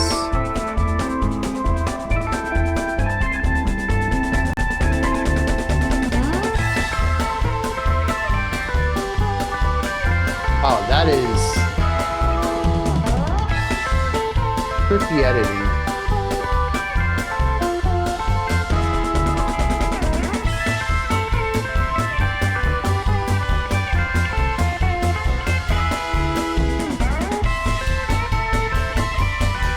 Even that, like a 6-hour total show, that's...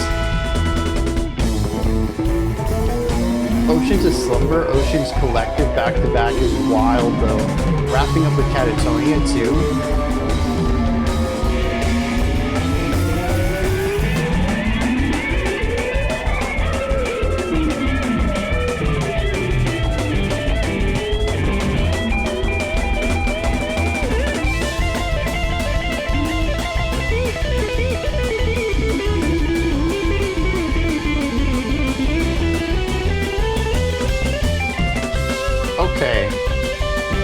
get behind the melody writing here.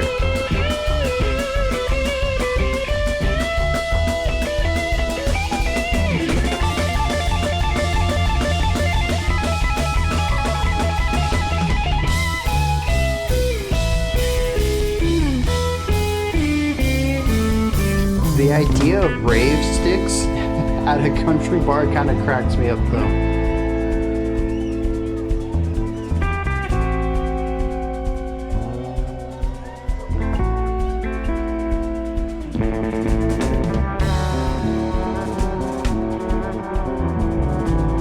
Yeah, I've been to a 12-hour, probably more like 10-hour festival. That sounds about right.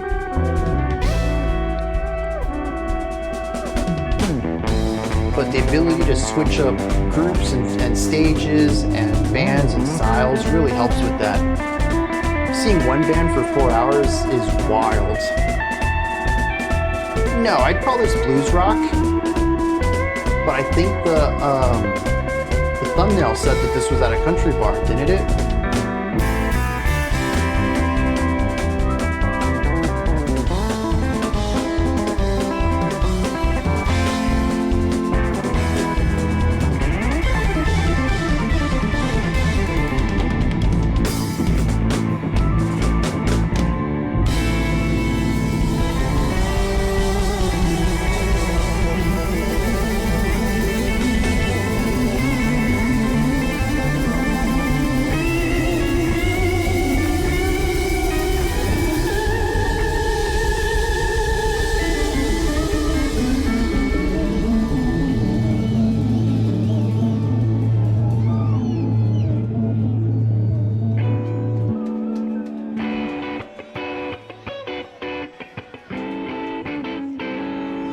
All right.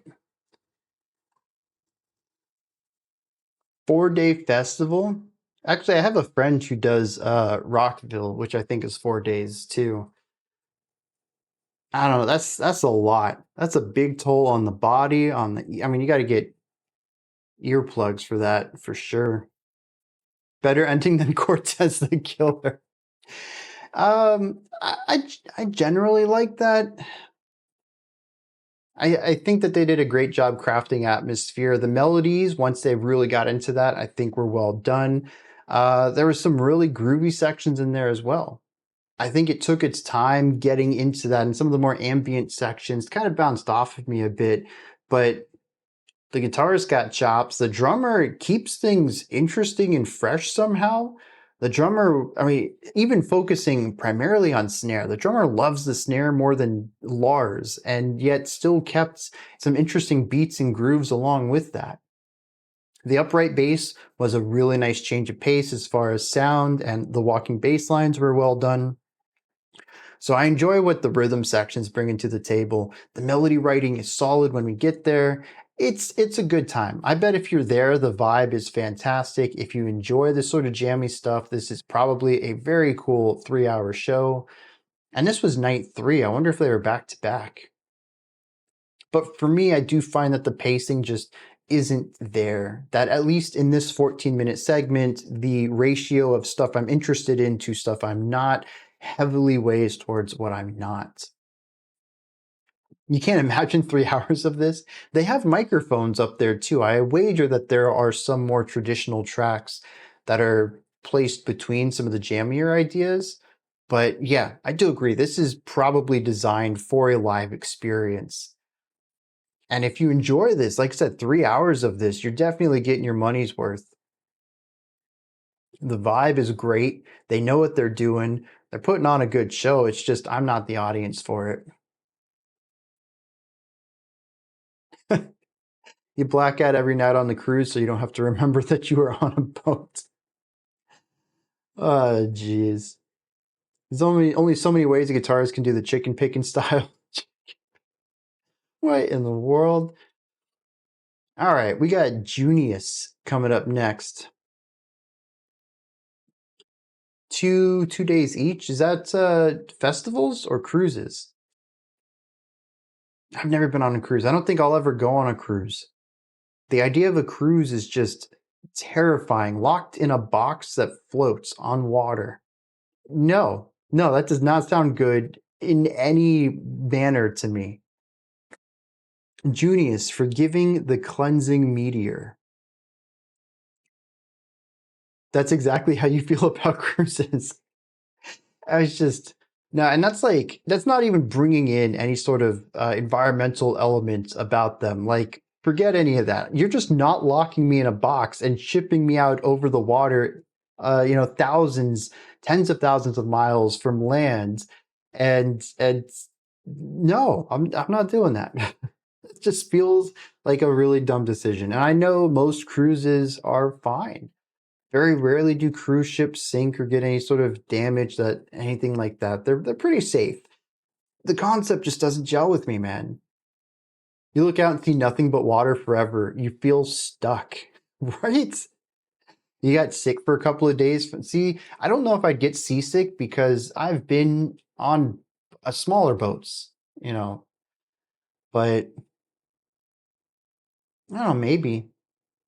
I've been on ferries. They have a bit of a sway to them, but that's like a little 20-minute trip too. So I don't know if I'd get sick on one. I don't get motion sickness though, and I don't get VR sickness either. So I think I'm pretty good about motion sickness in general. 5 days on a petri dish. That's the other thing too. Definitely going to get sick. Oh, gotcha. Yeah, getting cold. Imagine on a larger boat, you don't feel it so much.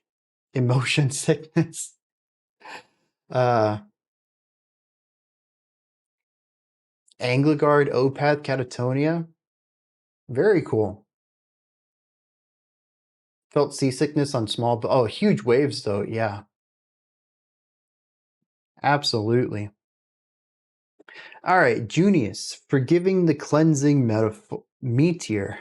Imagine a cleansing metaphor. Comes from Jason with no context on it. I don't think any of these have context coming up, but I will double check just in case. Let's dive in. See what's going on with this one.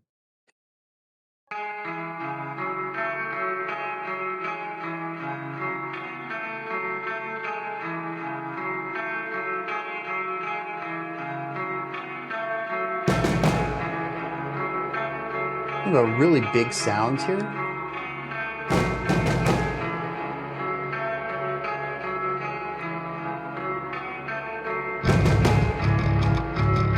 Dude, that bass.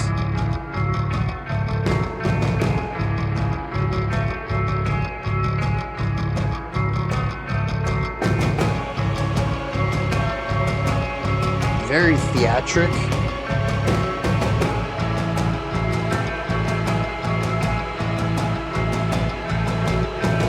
What I like about the bass too is it's massive, but it's not muddy. It's still controlled. It's honed in while still being a large sound. Our days of gods are in the past. Wasn't expecting industrial style vocals. Roaming through the fire, we're feeding off each other. The strong survive. They say the sun will return and bring back all the life. We're feeding off the herd. I want to die. The eye of God was all We're still building suspension. we begged. Building suspense. What in the world? Suspending release. We'll word it that way, I suppose. And then you took all our lives. New accent pattern. And then you took all our lives. Alright, we're coming up on the halfway point, and it's still just this one idea. Can't wait to see where this goes.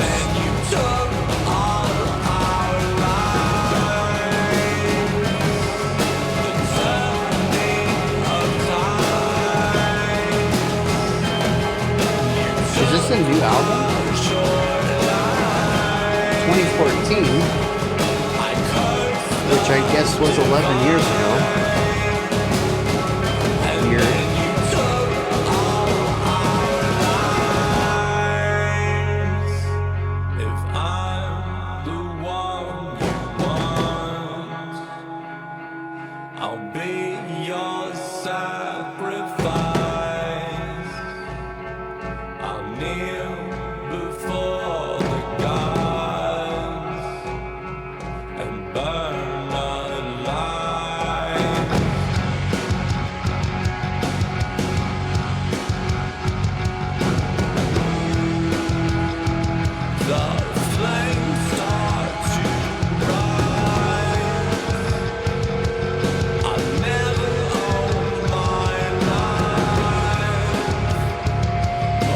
Interesting microtonality. They're getting it into a tense anxiety here.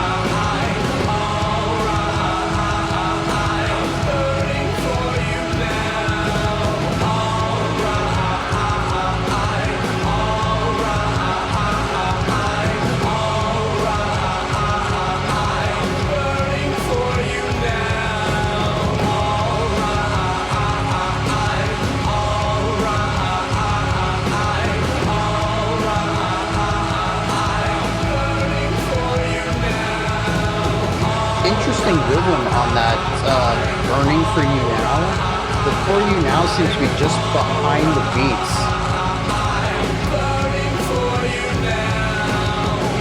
Some tracks.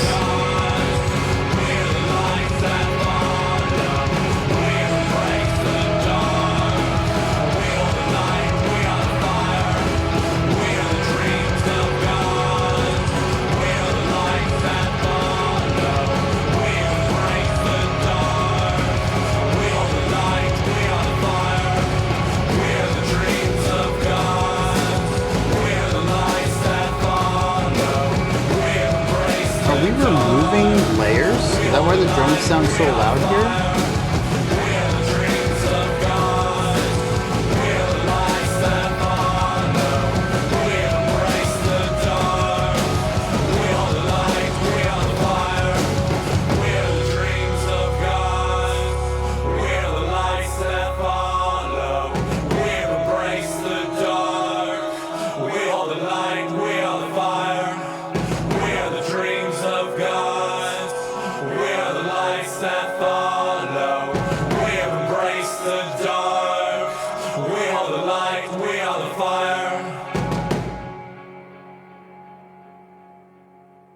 I really wanted to like that more. It had a cool start. Bass sounded great. Good production at the start. The vocals came in, large, booming.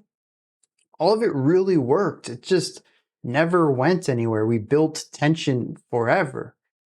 We did have a little bit of an explosion with about a minute or two to go, and we brought more layers in, but we didn't do anything with that. We didn't have a change of chord progression or rhythm or vocal melody or even the rhythmic element of the melody. We just added bigger sounds on top of it. So it does feel like an explosion, a burst, a release of sorts, but it's purely sonic, not compositional.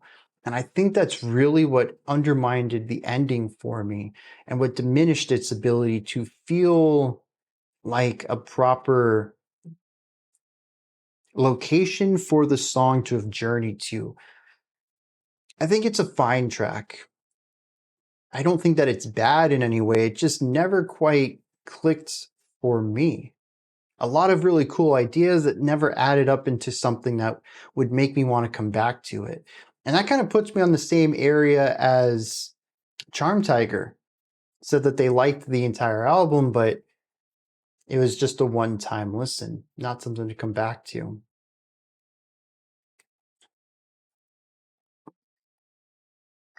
Hey, finally. You had a nice storm here. Hasn't rained in a while. Although I suppose, I wonder if this is the cyclone off on the East Coast here. We're supposed to be getting, well, there's a chance that we're going to get some pretty gnarly winds today and tomorrow. But it's a low chance for my area. But I wonder if that's what this is. Some of the bands off of that storm on the East Coast. Vocals were never personal enough, more like a choir sound. I hadn't picked up on that, but I completely agree. I think if they put themselves more into the emotionality of it, instead of sort of like a narrator, very detached vocal style, that might have added something to it. But also knowing the lyrics, knowing what's going on. I mean, who's saying we are the fire? Maybe this is the meteor speaking there through most of it. And it's apathetic. It's not a meteor that's vengeful. It simply is. It didn't choose to impact and cleanse. That's just where it went due to gravitational pulls. So maybe that sort of apathetic vocal works in that capacity. But without any of that extra information, I don't really know how to click with this. All right, 2 more to go. Today's not going to go on quite as long as I thought it was, but definitely a bit on the longer side. We got some windmills here. The band is called LoveLunacy. Imaginary Lavender Fields. Oh, they got the lavender right. Wait. Yeah, they got the lavender right. For a second, I was like, is that lavender? I really questioned reality when I couldn't figure out what color that was. All right. Context on this comes from Veil. Without context, let's dive in. Oh, another low monthly listener. Might have another hidden gem for pair. Let's dive in and see what's going on with this one.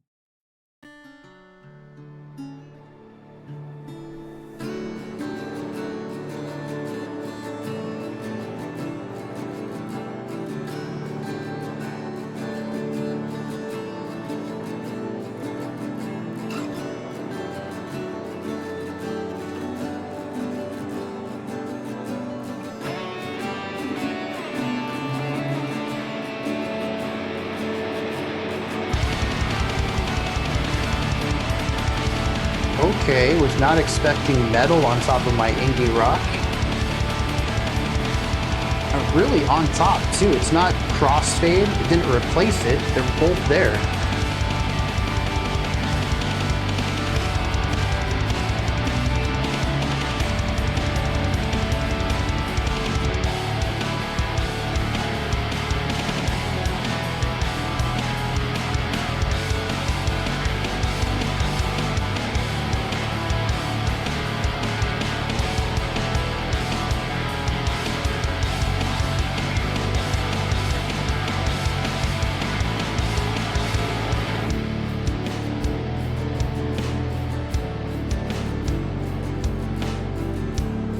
It's interesting. Definitely some indie rock, but some pop punk too. Yeah, no, we're in like the pop indie rock area still. So the metal's interesting. I wonder how we're gonna balance that as we go forward. Shoegaze.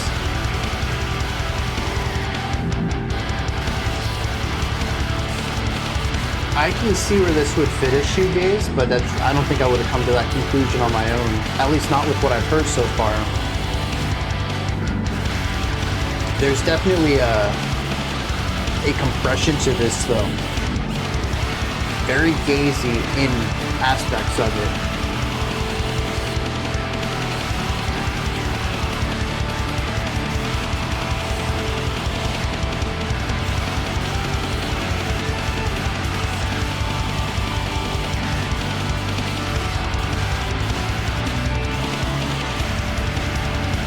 Yeah, the compression's very apparent. For some reason though, I had the vocals, my brain was just interpreting it center. And as soon as you said that, It was like one of those illusions when someone's like, hey, it actually looks like this, and when you see that, you can't see the first thing that you saw. Yeah, my brain was just like, oh, there's two vocal, I'll just center them.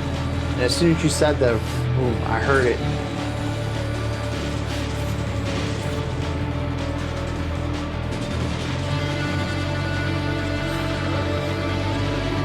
I don't think this is for me, though.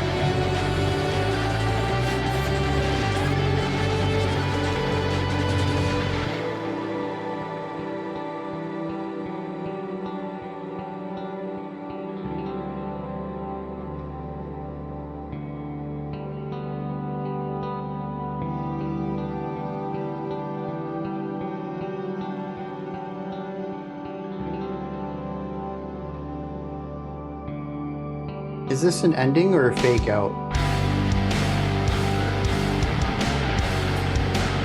Oh, not a fake out either. It blends nicely into this. It was more like a bridge.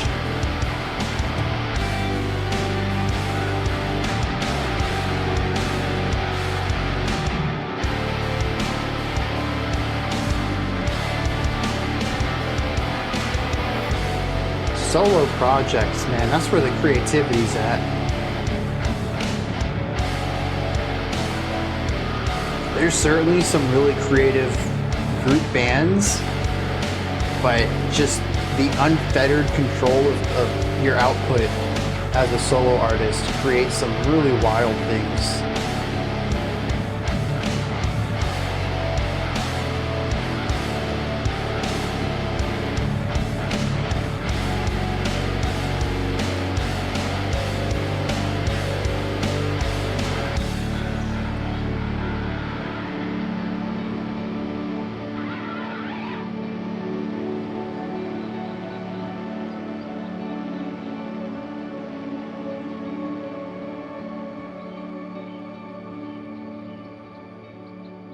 I like the serenity, the birds chirping too, that from all of that chaos brought something calming.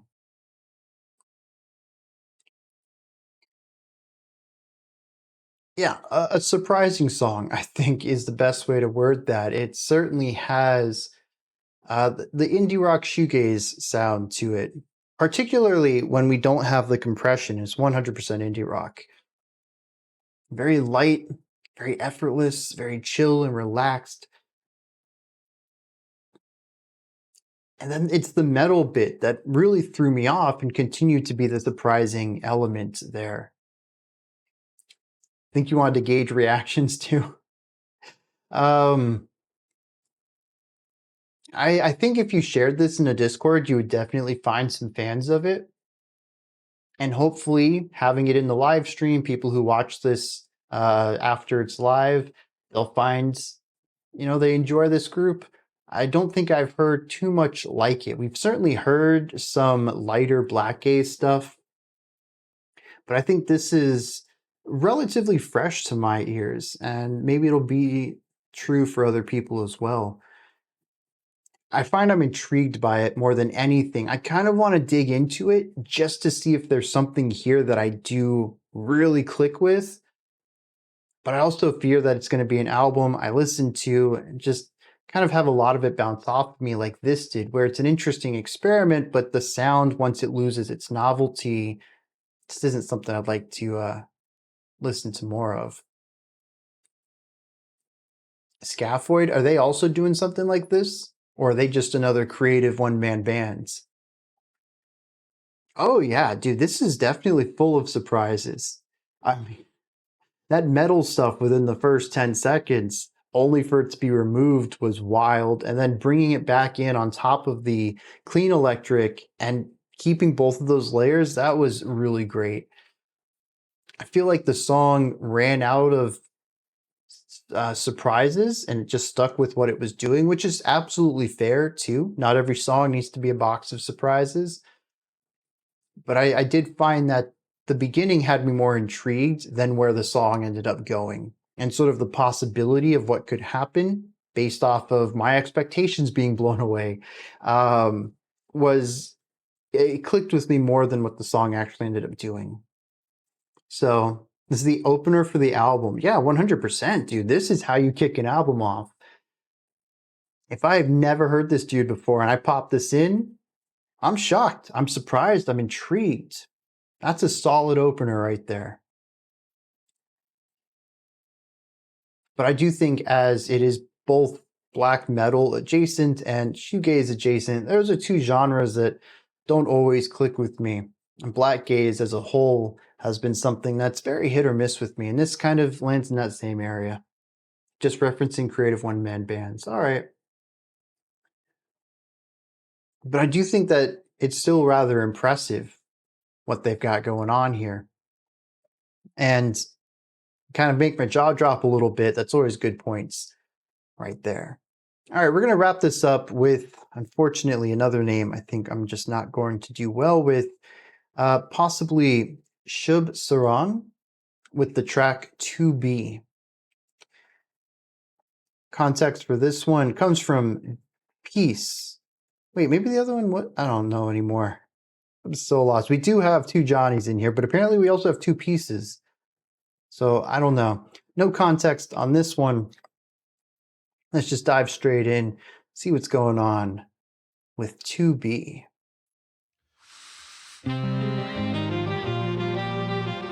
I'm on board already. We got ourselves a saxophone. One piece.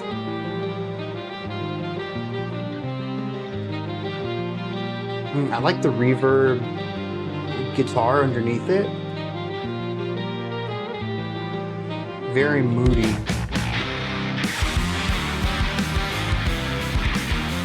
Okay.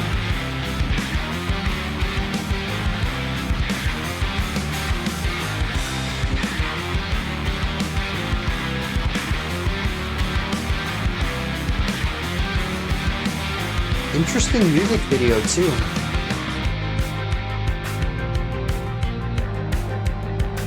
Two pieces of wood.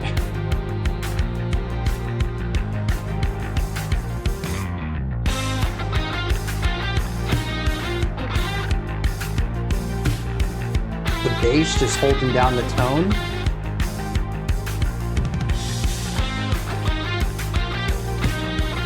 Interesting groove. Lots of playfulness with the rhythm.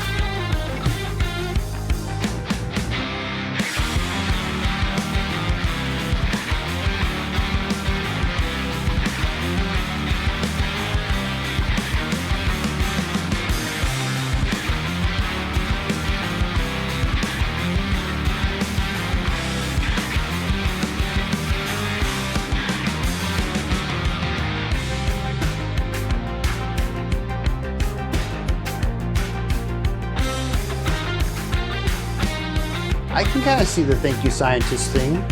Very jazzy, progressive rock.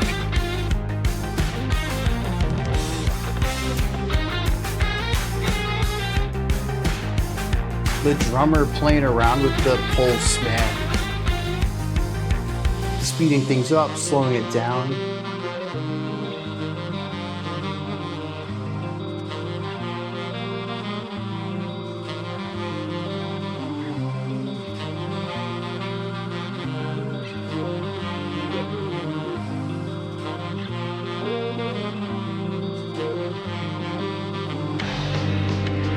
Second layer in part of that sax solo. Maybe some humming? Maybe a double track?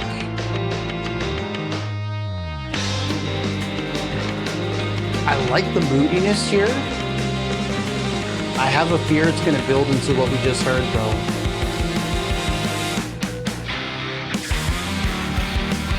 Yeah, dude.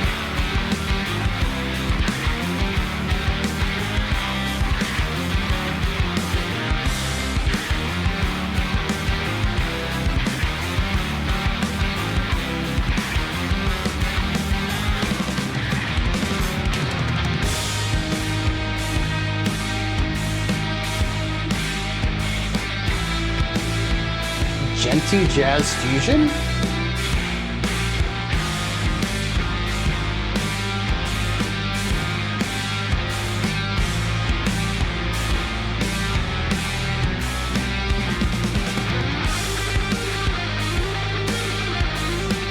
Okay.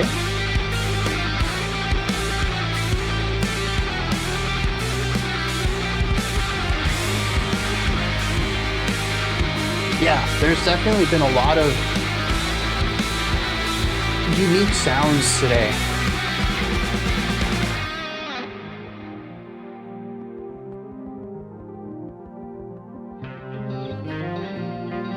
I'm gonna bring it back again. This song needs just something more.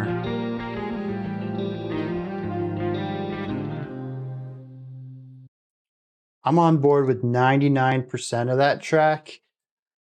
It just needs more. I think that's my only complaint with it. Like an ending. It needs another riff. It needs counterpoint. It needs something. The riff that they have, it starts on guitar, goes to the sax eventually. It's a sick riff. It is not good enough to carry, what, 5 minutes of music? 4 minutes of music? It isn't. And the build-up sections are great, but they build up into that. And if that had been only handled at that one build-up point at about, a minute to go into the song when we hit that big metal section again, that would have been impactful, but we had already heard that once before. So we built up into something that doesn't quite have the impact it needs. I think if we had figured out a different melody for the first minute, played with that, brought things down, built it up into that riff, that would have worked really well. But the song is hinged on this one melodic idea being the cornerstone of the entire track, and I don't think it's good enough for that. I don't know that anything would be. Not a 4-bar phrase. It would have to be incredibly sick to support an entire track like this. And so that's kind of where I sit on this. Like, it is very cool. I love everything they're doing here. I just wish they had expanded the composition out a little bit. Just grooving with interesting interludes for 4 minutes works for me. Oh, yeah, for sure, too. I mean, as always, take what I say with a grain of salt. Most of what I say is subjective, especially during live streams. So you definitely could enjoy every moment of this. But y'all know me. I need some diversity. I need some contrast. I need some dynamics. Actually, they did well with the dynamics too. Their layering is really well done. The drum groove was consistently interesting. It almost felt like the drummer was told to carry the song because they always were bringing in a new idea to things. New polyrhythms, new backbeats, new parts of the kit. The drummer was just on fire. The bass sounds great. I do wish the bass got to do a little bit more, a lot of pedal note playing here, but the sound is awesome, and we do have some pretty cool lines from that. So there's a lot of good in this track. I just find the melodic repetition weighs down on it a little bit for me. But I'm going to have to pull that down. I'm going to assume that there are some gems within this group, and that this song in particular just bounced off of me. And it's also the single, it's the music video. They might have went for something a little safer here, and maybe there's more progressive works in their other tracks on an album. There's always that. All right. 2.5 hours, although I suppose you should remove 5 minutes from that, as I was a little late to the start, wasn't I? Still, a rather lengthy stream, although shorter than I expected given how much music we had to get through. I really stayed focused today. I'm impressed with myself. Yeah, you were, bro. Thanks everyone for coming out, listening to some great music, engaging in some good conversation, strong musical topics, the joke every now and then. This was a fantastic stream. I had a blast. I hope you all did too. Need to work harder on your derails. 4 or 5 saves from this stream. Glad to hear. I think that's my favorite part of the streams. Not just that it's rapid fire, but that people tend to pick things that wouldn't normally be picked for the full reactions. And so we do get to hear a lot of different artists and songs and styles on the streams. All right, we have Genre Fusion coming up tomorrow. Get psyched for that. We're going to kick it off strong with some Mr. Bungle. Well, let me take that back. It looks like we're going to kick it off strong with some Mr. Bungle. There's still a few hours left for votes to come in. And then, as Para had mentioned earlier, the week after is Sinister Week, which I think is going to be fun. And yeah, we're going to start off October with Sinister Week and then end October with Spooky Week. So I like to keep the spooky season going through October. This video will be available in the next couple of hours, assuming YouTube, I don't run into any issues with them. It usually goes pretty quick. Early access will be available soon for patrons. And I guess that about wraps it up. If y'all are curious, on Wednesdays and Fridays, you can come see me stream video games. Right now we're playing Hollow Knight, which is about bugs and knights, the little bug knights. They're cute. It's a fun little title. We do that 1 p.m. Eastern Standard Time, usually for about 2 hours. Otherwise, I'll see you all next Sunday when we do another live stream for music. All right. Sad Muse's best song ever won't. Oh, you're sad that Muse's best song ever won't win for Genre Fusion. There's always Thursday and Friday. Always the random selection for those. Back to the Ryder Cup. I don't know what that is, but I'm going to go look it up now. All right. Y'all have a fantastic rest of your day, and I'll catch you later. Mr. Bungle isn't that much of Genre Fusionist. Maybe. We'll check that out tomorrow, won't we? All right. Catch you later.